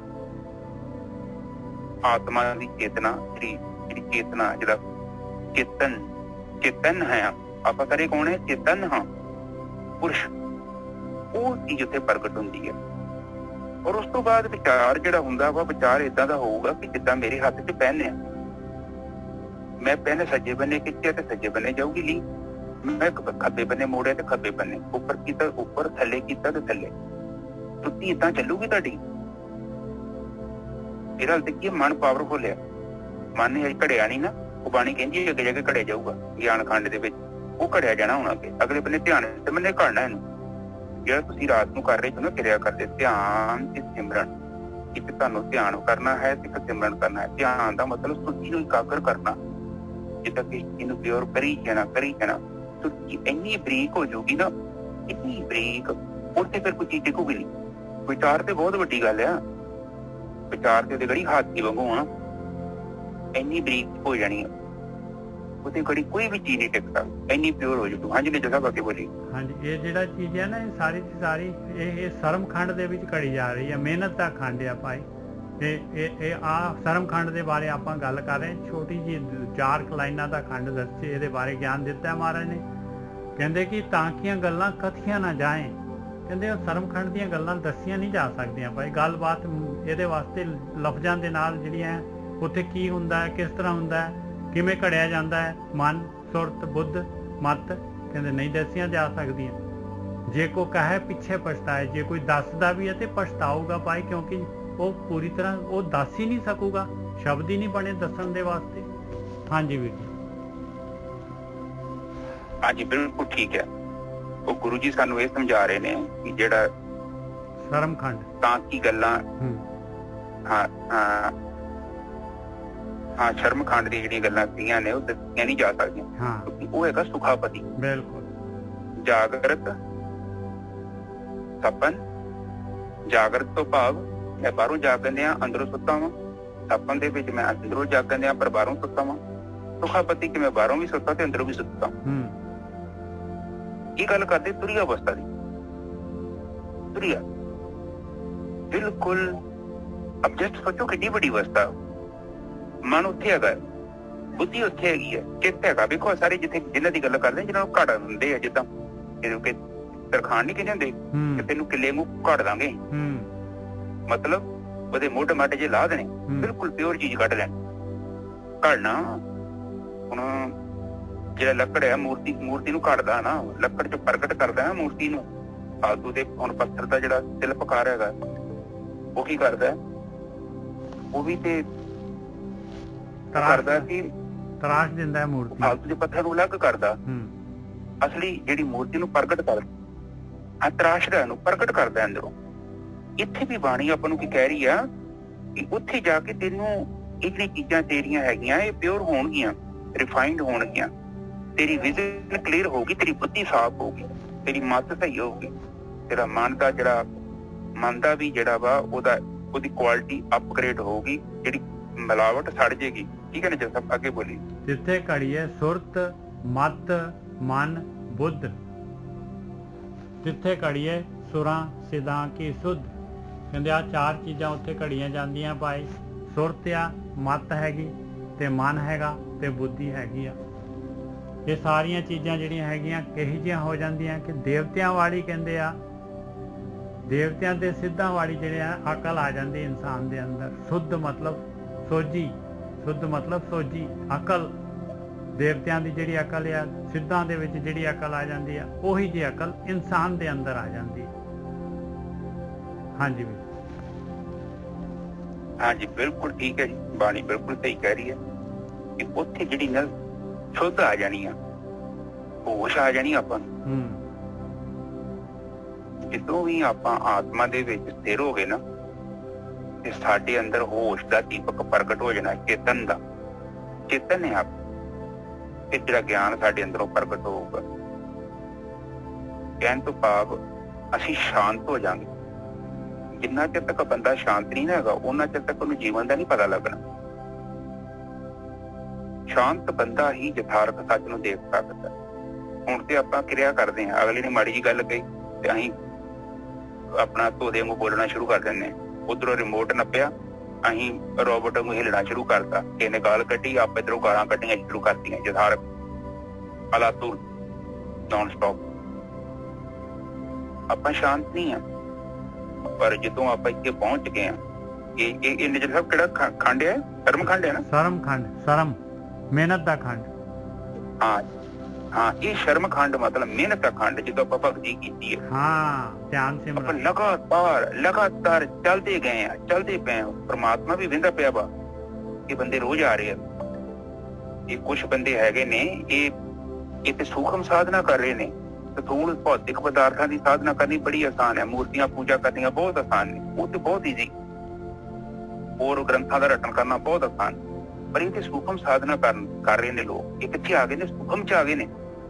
ਵਿਚਾਰ ਮੰਡਲ ਤੋਂ ਵੀ ਅੱਗੇ ਆ ਗਏ ਨੇ, ਆਤਮਾ ਚ ਆ ਗਏ ਨੇ, ਬਹੁਤ ਅੱਗੇ ਆ ਗਏ ਨੇ। ਮਨ ਬੁੱਧੀ ਚਿੱਤ ਉਸ ਤੋਂ ਵੀ ਅੱਗੇ ਆ ਗਏ ਨੇ। ਸੁਰਤ ਚ ਆ ਗਏ ਨੇ। ਸੁਰਤ ਆਤਮਾ ਚ ਲੀਨ ਹੋ ਗਈ ਹੈ। ਕਿੰਨੀ ਦੂਰ ਚੱਲ ਗਏ ਹੈ। ਜਿੱਥੇ ਪਰਮਾਤਮਾ ਬੈਠਾ ਹੈ ਉੱਥੇ ਪਹੁੰਚ ਗਏ ਨੇ। ਫਿਰ ਪਰਮਾਤਮਾ ਦੇ ਲਾਗੇ ਜਦੋਂ ਜਾਣਾ ਹੈ ਉਹ ਤੇ ਪਾਰਸ਼ ਹੈ। ਕੱਲਾ ਪਰਮਾਤਮਾ ਦੇ ਲਾਗੇ ਜਾਣ ਦੇ ਨਾਲ ਹੀ ਉਹ ਸਾਰਾ ਜਿਹੜਾ ਕੰਮ ਆਪਣੇ ਆਪ ਹੀ ਹੋਣ ਡਿਆ ਪੈਂਦਾ। ਨਿਜਰ ਸਾਹਿਬ, ਜਿੱਦਾਂ ਆਪਾਂ ਗੁਲਾਬ ਦੇ ਫੁੱਲ ਦੇ ਲਾਗੇ ਜਾਣ ਦੀ ਲੋੜ ਹੈ ਤੇ ਫਿਰ ਮਹਿਕ ਨੂੰ ਬੜੀ ਕਹਿਣ ਦੀ ਲੋੜ ਹੈ ਕਿ ਮਹਿਕ ਸਾਡੇ ਕੋਲ ਆਵੇ। ਉਹ ਤੇ ਆਪਣੇ ਆਪ ਹੀ ਆ ਜਾਣੀ। ਬਿਲਕੁਲ। ਇਸ ਤੋਂ ਗੋਰਖੀ ਸਾਹਿਬ, ਇਸ ਤੋਂ ਅਗਲਾ ਜਿਹੜਾ ਖੰਡ ਹੈਗਾ ਉਹ ਕਰਮ ਖੰਡ ਹੈਗਾ। ਉਹ ਬਸ ਬਖਸ਼ਿਸ਼ ਹੈ। ਇਸ ਤੋਂ ਬਾਅਦ ਇਸ ਜਗ੍ਹਾ ਤੇ ਇੱਥੇ ਮਿਹਨਤ ਹੈ, ਇਸ ਤੋਂ ਬਾਅਦ ਕਰਮ ਖੰਡ ਹੈ, ਬਖਸ਼ਿਸ਼ ਹੈ ਮਾਲਕ ਪਰਮਾਤਮਾ ਦੀ। ਇਸ ਤੋਂ ਅੱਗੇ ਸ਼ਰਮ ਖੰਡ ਤੇ ਉੱਥੇ ਕਹਿੰਦੇ ਨੇ ਕਿ ਜਿੰਨਾ ਨਾਮ ਤੇ ਆਇਆ ਗਏ ਮਸਕਤ ਕਾਲ। ਇਹ ਬਾਣੀ ਚ ਅੱਗੇ ਆਉਂਦੀ ਹੈ। ਬਿਲਕੁਲ ਆਉਂਦਾ। ਨਾਨਕ ਤੇ ਮੁਖ ਉਜਲੇ ਕੀਤੀ ਛੁੱਟੀ ਨਾਲ। ਬਿਲਕੁਲ ਆਹੀ ਹੈ ਮਸ਼ੱਕਤ ਕਰਨੀ, ਇੱਥੇ ਹੀ ਮਸ਼ੱਕਤ ਕਰਨੀ। ਇਹ ਸ਼ਰਮ ਖੰਡ ਦੀ ਗੱਲ ਕਰ ਰਹੇ ਨੇ। ਔਰ ਮਿਹਨਤ ਹੈਗੀ ਆ। ਦੇਖੋ ਮਿਹਨਤੀ ਹੈ। ਰਾਤ ਨੂੰ 3 ਵਜੇ ਕਿਹੜਾ ਉੱਠਦਾ? ਬਿਲਕੁਲ। ਲੋਕੀ ਤੇ ਕੰਬਲ ਲਵੇਟ ਕੇ ਬਹਿ ਜਾਂਦੇ ਆ। ਤੇ ਜੇ ਕੋਈ ਉਸ ਟਾਈਮ ਤੇ ਆਸਨ ਲਾ ਕੇ ਅੰਤਰ ਧਿਆਨ ਹੋ ਕੇ ਸਮਾਧੀ ਲੀਨ ਹੋ ਜਾਂਦਾ ਹੈ, ਨਿਰਵਿਚਾਰ ਸਮਾਧੀ ਚ ਬਹਿ ਜਾਂਦਾ ਹੈ, ਉਹ ਕਿਤੇ ਮਾਮੂਲੀ ਗੱਲ ਹੈ? ਕਿੱਡਾ ਵੱਡਾ ਤਪ ਹੈ। ਇਹਨੇ ਪੁਰਾਣੇ ਰਿਸ਼ੀਆਂ ਮੁਨੀਆਂ ਨੇ ਕੀ ਕੀਤਾ ਸੀ? ਇਹੋ ਤਾਂ ਕੁਝ ਕੀਤਾ ਸੀ ਉਹਨਾਂ ਨੇ। ਉਹਨਾਂ ਨੇ ਆਪਣੇ ਚਿੱਤ ਨੂੰ ਵ੍ਰਿਤੀਆਂ ਤੋਂ ਮੁਕਤ ਕਰ ਲਿਆ ਸੀ, ਚਿੱਤ ਨੂੰ ਸਾਫ਼ ਕਰ ਲਿਆ ਸੀ। ਔਰ ਜਦੋਂ ਚਿੱਤ ਸ਼ਾਂਤ ਹੋ ਗਿਆ ਤੇ ਮਨ ਵੀ ਸ਼ਾਂਤ ਹੋ ਜਾਣਾ। ਮਨ ਹੈ ਹੀ ਨਹੀਂ ਆ। ਮਨ ਤੇ ਚਿੱਤ ਦਾ ਵਿਗੜਿਆ ਹੋਇਆ ਰੂਪ ਹੈ। ਪਰ ਚਿੱਤ ਜਿਹੜਾ ਹੈ ਉਹ ਸੁਰਤੀ ਚੋਂ ਨਿਕਲਿਆ। ਉਹ ਚਿੱਤ ਨੇ ਸੁਰਤੀ ਚ ਚੱਲ ਜਾਣਾ, ਮੈਂ ਚ ਚੱਲ ਜਾਣਾ। ਤੇ ਮੈਂ ਤੇ ਹੈ ਹੀ ਨਹੀਂ। ਜਦੋਂ ਚਿੱਤ ਨਹੀਂ ਹੈਗਾ, ਹੁਣ ਤੁਸੀਂ ਬੈਂਕ ਚ ਖਾਤਾ ਖੋਲੋਗੇ, ਚਿੱਤ ਜਿਹੜਾ ਸਾਡਾ ਹੈਗਾ ਚਿੱਤਰਗੁਪਤ ਹੈ। ਹੁਣ ਬੈਂਕ ਦੇ ਵਿੱਚ ਤੁਸੀਂ ਪੈਸੇ ਜਮਾ ਕਰਾਓਗੇ ਤੇ ਤੁਹਾਡਾ ਹੋਊਗਾ ਨਾ ਖਾਤਾ ਵੀ ਰੱਖਣਗੇ ਅਗਲੇ, ਤੇ ਜਦੋਂ ਤੁਸੀਂ ਨਾ ਤੁਹਾਡੇ ਪੈਸੇ ਨਹੀਂ ਬੈਂਕ 'ਚ ਹੈਗੇ, ਜਦੋਂ ਕਰਮ ਸੰਸਕਾਰ ਹੀ ਨਹੀਂ ਹੈਗਾ, ਤੁਹਾਡਾ ਖਾਤਾ ਵੀ ਕੈਂਸਲ ਹੋ ਜਾਣਾ ਵਾ। ਬਿਲਕੁਲ ਸਹੀ ਗੱਲ ਹੈ ਨਿੱਜੇ ਸਾਹਿਬ। ਹਾਂਜੀ ਬਿਲਕੁਲ ਠੀਕ ਹੈ। ਬੈਂਕ ਦੇ ਵਿੱਚ ਖਾਤਾ ਤੁਹਾਡਾ ਤਦ ਤੱਕ ਹੈਗਾ ਜਦ ਤੱਕ ਤੁਸੀਂ ਲੈਣਾ ਦੇਣਾ ਹੈ ਕੁਝ। ਜਦੋਂ ਜ਼ੀਰੋ ਬੈਲੈਂਸ ਕਰਤਾ ਤਾਂ ਅਗਲੇ ਨੇ ਕਹਿਣਾ ਭਰਾਵਾ ਆਪਣਾ ਖਾਤਾ ਕੱਟ ਇਥੋਂ। ਨਾ ਤੂੰ ਜਮਾ ਕਰਾਉਂਦੇ ਆ, ਨਾ ਤੂੰ ਕਢਾਉਂਦੇ ਆ ਵਾ, ਨਾ ਤੂੰ ਪਾਪ ਕਰਨ ਆ, ਨਾ ਤੂੰ ਪੁੰਨ ਕਰਨ ਆ, ਤੂੰ ਕਰਤੇ ਭਾਵ ਤੋਂ ਮੁਕਤ ਹੋ ਗਿਆ, ਤੈਨੂੰ ਤਾਂ ਗਿਆਨ ਹੋ ਗਿਆ, ਕਿਉਂਕਿ ਆਤਮਾ 'ਚ ਆ ਗਿਆ। ਬਿਲਕੁਲ ਬਹੁਤ ਵਧੀਆ। ਤੇਰਾ ਖਾਤਾ ਬੰਦ ਕਰੀਏ ਭਰਾ। ਉਹਨੇ ਚਿੱਤਰਗੁਪਤ ਨੇ ਕਹਿਣਾ ਭਾਈ ਫਾਈਲ ਲੈ ਜਾ ਭਾਈ ਆਪਣੇ ਚੁੱਕ ਕੇ, ਅਸੀਂ ਨੀ ਤੇਰਾ ਹਿਸਾਬ ਕਿਤਾਬ ਰੱਖਣਾ, ਕਿਉਂਕਿ ਤੂੰ ਤੇ ਜਮਾ ਹੀ ਨਹੀਂ ਕਰਾਉਂਦੇ, ਤੇਰੀ ਫਾਈਲ ਕਲੋਜ਼ ਹੋ ਗਈ ਹੈ, ਮੁਕਤ ਹੋ ਗਿਆ ਤੂੰ। ਬਹੁਤ ਵਧੀਆ। ਜਾ ਉੱਥੋਂ ਬਈ ਸਾਡਾ ਹੁਣ ਤੈਨੂੰ ਕੋਈ ਲੈਣਾ ਦੇਣਾ ਨਹੀਂ, ਕਿਉਂਕਿ ਤੂੰ ਬਿਲਕੁਲ ਹੀ 3-4 ਸਾਲ ਤੋਂ ਵੇਖਣ ਡਿਆ ਤੇਰਾ ਅਕਾਊਂਟ ਬਿਲਕੁਲ ਜ਼ੀਰੋ ਬੈਲੈਂਸ, ਹੁਣ ਨਹੀਂ ਚੱਲਣ ਦਿਆ ਤੇਰਾ। ਸਾਡਾ ਤੇਰੇ ਨਾਲ ਕੋਈ ਲੈਣਾ ਦੇਣਾ ਨਹੀਂ ਭਾਈ, ਤੇਰਾ ਜਮਰਾਜ ਦੇ ਨਾਲ ਕਨੈਕਸ਼ਨ ਬੰਦ। ਔਰ ਇਹ ਸੱਚ ਹੈ, ਜਮਰਾਜ ਵੀ ਚਲਾਕੀ ਕਰੂਗਾ। ਉਹ ਕਹਿੰਦਾ ਹੈ ਬੰਦਾ ਤੇ ਬੜਾ ਚਲਾਕ ਹੋ ਗਿਆ, ਇਹ ਤੇ ਪੈਸੇ ਹੀ ਨੇ ਜ਼ੀਰੋ ਬੈਲੈਂਸ ਕਰਤਾ ਵਾ। ਸਗੋਂ ਜਿਹੜੇ ਪਹਿਲੇ ਹੀ ਹੈਗੇ ਸੀ ਉਹ ਵੀ ਡਾਤੇ ਨੇ ਬਿਲਕੁਲ ਭਗਤੀ ਕਰਕੇ। ਹੁਣ ਤੇ ਇਹਦੇ ਖਾਤੇ 'ਚ ਕੁਛ ਵੀ ਨਹੀਂ ਹੈਗਾ, ਹੁਣ ਕੀ ਕਰੀਏ ਦਾ? ਫਿਰ ਉਹ ਕਹਿੰਦੇ ਧਰਮਰਾਜ ਸਾਹਿਬ ਇਸ ਬੰਦੇ ਦਾ ਖਾਤਾ ਬੰਦ ਕਰੋ ਜੀ, ਇਹ ਨਹੀਂ, ਇਹ ਬੰਦੇ ਨੂੰ ਕਰ ਦੋ, ਛੱਡ ਦੋ, ਇਹ ਨਹੀਂ ਹਿਸਾਬ ਦਾ ਲਾਉਂਦਾ, ਨਾ ਕੋਈ ਜਮਾ ਕਰਾ ਰਿਹਾ ਨਾ ਕੋਈ ਕਢਾ ਰਿਹਾ। ਅਸੀਂ ਤੇ ਫਾਈਲ ਰੱਖ ਕੇ ਪਰੇਸ਼ਾਨ ਹੋ ਗਏ, 3-4 ਸਾਲ ਹੋ ਗਏ, ਉਹਨੂੰ ਵੱਧ ਤੋਂ ਵੱਧ ਇਹ ਤੋਂ ਵੱਧ ਨਹੀਂ ਰੱਖ ਸਕਦੇ, ਇਹਦੀ ਫਾਈਲ ਕੱਢ ਦੋ। ਜਦੋਂ ਲੈਣਾ ਦੇਣਾ ਹੀ ਨਹੀਂ ਕੁਛ ਬੈਂਕ 'ਚੋਂ, ਆਪਣੇ ਵੇਖੋ ਸਧਾਰਨ ਬੈਂਕ ਵੀ ਬੰਦ ਕਰ ਦਿੰਦੀ ਖਾਤਾ, ਜਦੋਂ ਲੈਣਾ ਦੇਣਾ ਨਹੀਂ ਉਹ ਕਹਿੰਦੇ ਭਰਾ ਅਕਾਊਂਟ ਬੰਦ ਕਰ ਦੋ, ਹੁਣ ਨਹੀਂ ਫਾਇਦਾ ਕੋਈ। ਠੀਕ ਹੈ ਜੀ ਸਾਹਿਬ, ਅੱਗੇ ਬੋਲੀਏ। ਇੱਥੇ ਕਿਤੇ ਘੜੀਏ ਸੁਰਤ ਮਤ ਬੁੱਧ, ਇੱਥੇ ਮਨ ਵੀ ਘੜਿਆ ਜਾਂਦਾ ਹੈ। ਮਨ ਕੀ ਹੁੰਦਾ ਹੈ? ਜਿਹੜਾ ਸੁੱਤਾ ਮਨ ਹੈ ਉਹ ਜਾਗ ਜਾਂਦਾ ਹੈ, ਚੇਤਨ ਹੋ ਜਾਂਦਾ ਹੈ। ਮਨ ਤੇ ਅਗਿਆਨ ਹੈ ਨਾ, ਭਰਮ ਹੈ, ਉਹ ਖਤਮ ਹੋ ਜਾਊਗਾ ਜਦੋਂ ਚੇਤਨ ਬਣ ਗਿਆ ਤੇ ਆਤਮਾ ਬਣ ਗਿਆ। ਉਹ ਵੀ ਘੜਿਆ ਗਿਆ ਤੇ ਬੁੱਧੀ, ਆਪਣੀ ਬੁੱਧੀ ਵੀ ਘੜੀ ਜਾਣੀ, ਆਪਣੇ ਕੋ ਵਿਵੇਕ ਬੁੱਧੀ ਆ ਜਾਣੀ। ਵਿਵੇਕ ਬੁੱਧੀ ਮਤਲਬ ਉਹ ਚੀਜ਼ ਨੂੰ ਨੰਗਾ ਕਰ ਦਿੰਦੀ ਹੈ। ਜਿੱਦਾਂ ਆਪਾਂ ਪਰਮਾਤਮਾ ਕੋ ਜਾਣਾ ਹੈ ਨਾ, ਤੇ ਅਸੀਂ ਇੱਕਦਮ ਨੰਗੇ ਹੋ ਕੇ ਜਾਣਾ, ਸਾਡੇ ਤੇ ਕੋਈ ਕੱਪੜਾ ਨਹੀਂ ਹੋਊਗਾ, ਬਿਲਕੁਲ ਘੋਰ ਨੰਗੇ। ਉੱਥੇ ਕੋਈ ਜਾਤ ਨਹੀਂ ਪੁੱਛਦਾ ਤੁਹਾਡੀ, ਉੱਥੇ ਕੋਈ ਨਹੀਂ ਤੁਹਾਡਾ ਪੁੱਛਦਾ ਤੁਸੀਂ ਕਾਲੇ ਜੋ ਪੀਲੇ ਜੋ ਨੀਲੇ ਜੋ, ਇੱਕਦਮ ਨੰਗੇ ਕਰਕੇ ਪਰਮਾਤਮਾ ਦੇ ਧਰਮਰਾਜ ਦੇ ਸਾਹਮਣੇ ਖੜਾ ਕਰਦੇ ਹੋ ਜੀਵਨ। ਔਰ ਉੱਥੇ ਫਿਰ ਚਿੱਤ ਜਿਹੜਾ ਤੁਹਾਡਾ ਹੈਗਾ, ਚਿੱਤ ਨੂੰ ਪ੍ਰਗਟ ਕਰਦੇ ਆ ਸਾਹਮਣੇ। ਚਿੱਤ ਸਾਡੀ ਇੱਕ ਫਾਈਲ ਹੈਗੀ ਹੈ, ਇੰਡੈਕਸ ਹੈਗੀ ਹੈ। ਉਹ ਜਿੱਦਾਂ ਦਾ ਚਿੱਤ ਤੁਸੀਂ ਬਣਾਇਆ, ਚਿੱਤ ਦਾ ਨਿਰਮਾਣ ਆਪਾਂ ਖੁਦ ਕਰਦੇ ਹਾਂ। ਹੁਣ ਆਮ ਆਪਾਂ ਅਸ਼ਾਂਤ ਲੋਕ ਜਿਹੜੇ ਵੇਖ ਲਈਏ, ਤੇ ਉਹ ਹਰ ਦਿਨ ਉਹ ਅਸ਼ਾਂਤੀ ਨਾਲ ਜੀਵਨ ਬਤੀਤ ਕਰਦੇ ਨੇ, ਸੜੂ ਕਰਦੇ ਰਹਿੰਦੇ ਨੇ। ਤੇ ਜਦ ਕਿ ਬਾਣੀ ਤੇ ਕਹਿੰਦੀ ਦਇਆ ਕਰ, ਕਿਉਂਕਿ ਦਇਆ ਨਹੀਂ ਕਰੇਗਾ ਫਿਰ ਤੂੰ ਅਗਲੇ ਨੂੰ ਮਾਫ ਨਹੀਂ ਕਰ ਸਕਦਾ। ਉਹ ਦਇਆ ਬੜਾ ਜਿਹੜਾ ਇੱਕ ਬੜਾ ਵੱਡਾ ਗੁਣ ਆ, ਔਰ ਇਹ ਸਾਨੂੰ ਬਾਣੀ ਕਹਿੰਦੀ ਦਇਆ ਜ਼ਰੂਰ ਰੱਖੋ, ਕਿਉਂਕਿ ਜਦ ਤੱਕ ਕੋਈ ਦਇਆ ਨਹੀਂ ਕਰੇਗਾ ਨਾ, ਤੇਰੇ ਅੰਦਰ ਸੰਤੋਖ ਨਹੀਂ ਪੈਦਾ ਹੋਣਾ, ਨਾ ਹੀ ਤੇਰੇ ਅੰਦਰ ਦਵੈਸ਼ ਖਤਮ ਹੋਣਾ। ਨਿੱਚੇ ਸਭ ਸਹੀ ਹੈ? ਬਿਲਕੁਲ ਠੀਕ ਹੈ ਜੀ, ਬਿਲਕੁਲ ਠੀਕ ਹੈ। ਦਇਆ ਬੜਾ ਵੱਡਾ ਗੁਣ ਜੇ ਜ਼ਿੰਦਗੀ 'ਚ। ਮਾਫ ਕਰ ਦੋ, ਮੈਂ ਕਹਿੰਦਾ ਮਾਫ ਕਰ ਦੋ, ਸਭ ਨੂੰ ਮਾਫ ਕਰ ਦੋ। ਮੈਂ ਵੀ ਬੜੇ ਬੰਦਿਆਂ ਨੂੰ ਮਾਫ ਕੀਤਾ, ਬਹੁਤ ਵੱਡੀਆਂ ਗਲਤੀਆਂ ਮਾਫ ਕਰਤੀਆਂ, ਔਰ ਮੈਂ ਮਾਫ ਉਹਨਾਂ ਨੂੰ ਨਹੀਂ ਕੀਤਾ, ਮੈਂ ਆਪਣੇ ਆਪ ਨੂੰ ਮਾਫ ਕੀਤਾ। ਨਿੱਚੇ ਸਾਹਿਬ ਮੁਕਤ ਹੋ ਗਿਆ ਮੈਂ, ਬਿਲਕੁਲ। ਨਹੀਂ ਤੇ ਐਵੇਂ ਵਜਨ ਚੁੱਕੀ ਫਿਰਦਾ ਹਾਂ ਮੈਂ, ਹੌਲਾ ਹੋ ਗਿਆ ਮੈਂ। ਕਿ ਜਿਹੜੀ ਚੀਜ਼ ਜਿਹੜੀ ਬੀਤ ਗਈ ਗੱਲ, ਉਹਨੂੰ ਬਦਲਿਆ ਨਹੀਂ ਜਾ ਸਕਦਾ। ਨਿੱਜਰ ਸਾਹਿਬ ਕਿੱਦਾਂ ਬਦਲਾਂਗੇ ਆਪਾਂ? ਉਹ ਤੇ ਬੀਤ ਗਈ ਗੱਲ, ਉਹ ਤੇ ਲੰਘ ਗਈ, ਉਹਦਾ ਕੋਈ ਹੱਲ ਨਹੀਂ। ਉਹਦਾ ਇੱਕੋ ਹੀ ਹੱਲ ਹੈਗਾ, ਉਹਨੂੰ ਮਾਫ ਕਰ ਦਿਓ ਉਹਨਾਂ ਚੀਜ਼ਾਂ ਤੇ ਤੁਸੀਂ ਮੁਕਤ ਹੋ ਜਾਓਗੇ, ਤੁਹਾਡੀ ਸੁਰਤੀ ਉੱਥੋਂ ਵਾਪਸ ਆ ਜਾਓਗੀ। ਠੀਕ ਹੈ ਨਿੱਜਰ ਸਾਹਿਬ, ਅੱਗੇ ਬੋਲੀ। ਬਸ ਜੀ, ਜਿੱਥੇ ਘੜੀਏ ਸੁਰਾਂ ਸਿਦਾਂ ਕੀ ਸੁਧ ਕਹਿੰਦੇ, ਉੱਥੇ ਉਸ ਜਗ੍ਹਾ ਤੇ ਜਿਹੜੀ ਹੈਗੀ ਇਨਸਾਨ ਦੀ ਜਿਹੜੀ ਹੈਗੀ ਆ ਸਰਮਖੰਡ ਦੇ ਵਿੱਚ ਦੇਵਤਿਆਂ ਵਾਲੀ ਜਿਹੜੀ ਹੈਗੀ ਆ, ਉਹਦੀ ਅਕਲ ਬੁੱਧੀ ਜਿਹੜੀ ਦੇਵਤਿਆਂ ਵਰਗੀ ਹੋ ਜਾਂਦੀ ਹੈ, ਸਿੱਧਾਂ ਵਰਗੀ, ਅੰਦਰ ਸਿੱਧਾਂ ਵਰਗੀ ਅਕਲ ਸੂਝ ਆ ਜਾਂਦੀ ਹੈ, ਉਹਨੂੰ ਅਕਲ ਆ ਜਾਂਦੀ ਹੈ। ਹਾਂਜੀ ਬਸ ਠੀਕ ਹੈ ਜੀ। ਬਸ ਉੱਥੇ ਫਾਈਨਲ ਤੁਹਾਨੂੰ ਉਹ ਪਹਿਲਾਂ ਵੀ ਵਿਚਾਰ ਹੋ ਗਈ ਹੈ, ਚਿੱਤ ਤੁਸੀਂ ਨਸ਼ਟ ਕਰਤਾ, ਚਿੱਤ ਤੋਂ ਵੀ ਅੱਗੇ ਆ ਗਏ। ਉਹ ਧਰਮਰਾਜ ਕਹਿੰਦਾ ਇਹਨੇ ਭਰਾ ਚਿੱਤ ਹੀ ਨਸ਼ਟ ਕਰਤਾ, ਇਹਨੇ ਤੇ ਫਾਈਲ ਇਹਦਾ ਖਾਤਾ ਬੰਦ ਕਰੋ, ਇਹ ਨਹੀਂ ਬੰਦਾ ਹੁਣ ਸਾਡੇ ਕੇ ਕੰਮ ਦਾ ਹੈਗਾ। ਇਹ ਪ੍ਰਕਿਰਤੀ ਤੋਂ ਮੁਕਤ ਹੋ ਚੁੱਕਿਆ ਹੈ, ਕਿਉਂਕਿ ਚਿੱਤ ਜਿਹੜੀ ਉਹ ਪ੍ਰਕਿਰਤੀ ਦੀ ਆਖਰੀ ਹੈ। ਉਸ ਤੋਂ ਬਾਅਦ ਮੈਂ ਭਾਵ ਵੀ ਨਹੀਂ ਹੈਗਾ, ਹਉਮੈ ਵੀ ਨਹੀਂ ਹੈਗੀ। ਔਰ ਐਸੀ ਇਹਨੇ ਭਗਤੀ ਕੀਤੀ, ਐਸੀ ਇਹਨੇ ਗਤੀ ਕੀਤੀ ਆਤਮ ਤੱਤ ਦੇ ਵਿੱਚ, ਔਰ ਇਹ ਆਤਮਾ 'ਚ ਵੜ ਗਿਆ। ਹੁਣ ਆਪਾਂ ਕਿੱਥੇ ਜਾ ਰਹੇ ਹਾਂ? ਆਤਮਾ ਦੇ ਵਿੱਚ ਚਿੱਤਰਗੁਪਤ ਵਗੈਰਾ ਕੋਈ ਵੀ ਨਹੀਂ ਜਾ ਸਕਦਾ। ਉਹ ਪੁਰਸ਼ ਹੈਗਾ, ਪਰਮਾਤਮਾ ਹੈ, ਉਹਦੇ ਵਿੱਚ ਕੋਈ ਨਹੀਂ ਜਾ ਸਕਦਾ। ਹਾਂ, ਪਰਮਾਤਮਾ ਹੈ, ਉਹਦੇ ਵਿੱਚ ਕੋਈ ਨਹੀਂ ਜਾ ਸਕਦਾ, ਕਿਉਂਕਿ ਪ੍ਰਕਿਰਤੀ ਜਿਹੜੀ ਹੈ ਨਾ, ਇਹ ਜੜ ਆ। ਔਰ ਅਸੀਂ ਜਦ ਤੱਕ ਜੜ ਦੇ ਨਾਲ ਜੁੜੇ ਹਾਂ ਅਸੀਂ ਸਾਡਾ ਮਰਨ ਜੰਮਣਾ। ਇਸ ਲਈ ਬਾਣੀ ਕਹਿੰਦੇ ਆ ਜਿੰਨਾ ਨਾਮ ਤੇ ਆਇਆ ਗਏ ਮਸਕਤ ਕਾਲ ਨਾਨਕ ਤੇ ਮੁਖ ਉਜਲੇ ਕੀਤੀ ਛੁੱਟੀ ਨਾਲ। ਖਤਮ, ਕਲੋਜ਼ ਦਾ ਚੈਪਟਰ, ਫਾਈਲ ਕਲੋਜ਼ ਹੋ ਗਈ, ਜੀਵ ਮੁਕਤ ਹੋ ਗਿਆ ਔਰ ਉਹ ਜੀਵ ਨਹੀਂ ਰਹਿ ਜਾਂਦਾ, ਉਹ ਦੇਵਤਾ ਬਣ ਜਾਂਦਾ ਹੈ। ਫਿਰ ਉਹ ਆਮ ਜੀਵ ਬਿਲਕੁਲ ਸ਼ਾਂਤ, ਸੰਤੋਖ ਦੀਆਂ ਉਹਨੇ ਮੁੰਦੀਆਂ ਪਾਈਆਂ ਹੁੰਦੀਆਂ ਕੰਨਾਂ ਦੇ ਵਿੱਚ, ਔਰ ਫਿਰ ਉਹ ਉਸ ਦੇ ਵਿੱਚ ਹੀ ਉਹ ਪ੍ਰਮਾਤਮਾ ਦੇ ਹੁਕਮ 'ਚ ਜੀਵਨ ਚਲਾਉਂਦਾ ਹੈ। ਔਰ ਉਹਦੀ ਕਿਸ਼ਤੀ ਜਿਹੜੀ ਆ ਫਿਰ ਐਵੇਂ ਨਹੀਂ ਤੁਰੀ ਫਿਰਦੀ ਜਿੱਦਾਂ ਆਮ ਬੰਦਾ ਨਹੀਂ ਹੁੰਦਾ। ਐਨਜ਼ਾਈਟੀ, ਡਿਪਰੈਸ਼ਨ, ਐਨਜ਼ਾਈਟੀ ਦਾ ਮਤਲਬ ਐਵੇਂ ਚਿੰਤਾ ਕਰੀ ਜਾਣੀ ਭਵਿੱਖ ਦੇ ਵਿੱਚ ਕੀ ਹੋਊਗਾ, ਮੇਰੇ ਬੱਚਿਆਂ ਦਾ ਕੀ ਬਣੂ, ਉਹਨਾਂ ਦੇ ਬੱਚਿਆਂ ਦਾ ਕੀ ਬਣੂਗਾ। ਉਹ ਭੋਲਿਓ, ਮਾਂ ਦੇ ਥਣਾ ਦੇ ਵਿੱਚ ਦੁੱਧ ਪਹਿਲਾਂ ਆਇਆ, ਬੱਚਾ ਤੇ ਬਾਅਦ ਧਰਤੀ 'ਚ ਆਇਆ, ਉਹਨੂੰ ਨਹੀਂ ਫਿਕਰ। ਅਸੀਂ ਧਰਤੀ ਤੇ ਆਏ ਹਾਂ, ਸਾਨੂੰ ਵੇਖੋ ਸਾਡੇ ਮਾਮੇ, ਚਾਚੇ, ਤਾਏ, ਭੂਆ, ਫੁੱਫੜ, ਇਹ ਤੋਂ ਜੱਟ ਰਿਸ਼ਤੇ ਪਹਿਲਾਂ ਪ੍ਰਿਪੇਅਰ ਨੇ ਨਿੱਜਰ ਸਾਹਿਬ। ਬਿਲਕੁਲ ਆਲਰੇਡੀ ਇਜ਼ ਅ ਪਲਾਨ, ਪਰ ਬੰਦੇ ਨੂੰ ਪਤਾ ਹੀ ਨਹੀਂ।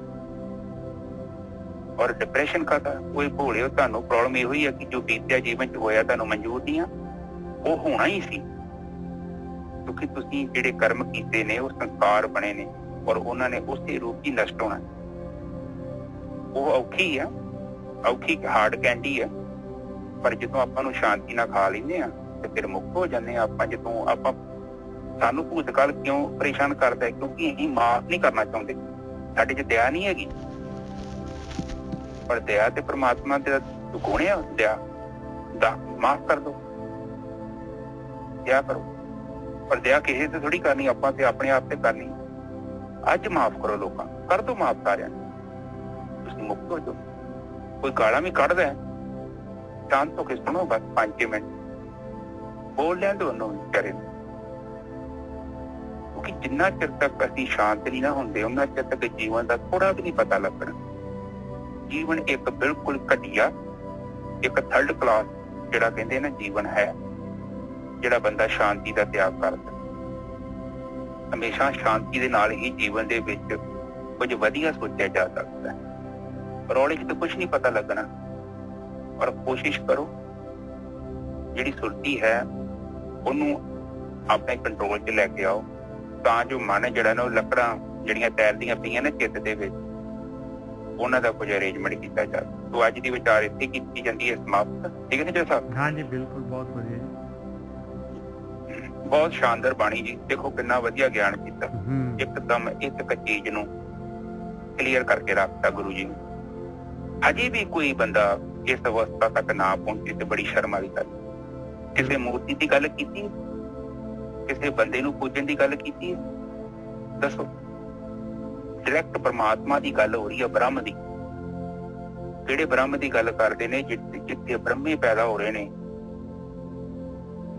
ਔਰ ਕਹਿੰਦੇ ਕਿ ਇੱਕ ਟਾਈਮ ਆਊਗਾ ਤੂੰ ਮੁਕਤ ਹੋ ਜਾਏਗਾ, ਤੇਰੀ ਫਾਈਲ ਕੈਂਸਲ ਕਰ ਦਿੱਤੀ ਜਾਊ। ਪਰ ਉਹਦੇ ਲਈ ਘਾਲਣਾ ਹੈਗੀ, ਸ਼ਰਮਖੰਡ 'ਚ ਜਾਣਾ ਪਊਗਾ, ਮਿਹਨਤ ਕਰਨੀ ਪੈਣੀ। ਔਰ ਜੇਕਰ ਰਾਈ ਦੇ ਵਿੱਚ ਹੱਥ ਫਸਾਇਆ ਹੀ, ਬੁੱਲੀਆਂ ਵੀ ਚਾਹੀਦੀਆਂ ਵਾ, ਹੱਥ ਵੀ ਬਾਹਰ ਕੱਢਣਾ ਵਾ, ਤੇ ਕੰਮ ਦੋਵੇਂ ਨਹੀਂ ਹੋਣੇ, ਕੰਮ ਇੱਕ ਹੀ ਹੋਣਾ। ਜਾਂ ਬੁੱਲੀਆਂ ਫੜ ਲਾ ਤੇ ਜਾਂ ਫਿਰ ਹੱਥ ਬਾਹਰ ਕੱਢ ਲਾ। ਬੁੱਲੀਆਂ ਛੱਡਣੀਆਂ ਪੈਣੀਆਂ ਨੇ ਜਿਹੜੇ ਸਾਹਿਬ। ਬਿਲਕੁਲ,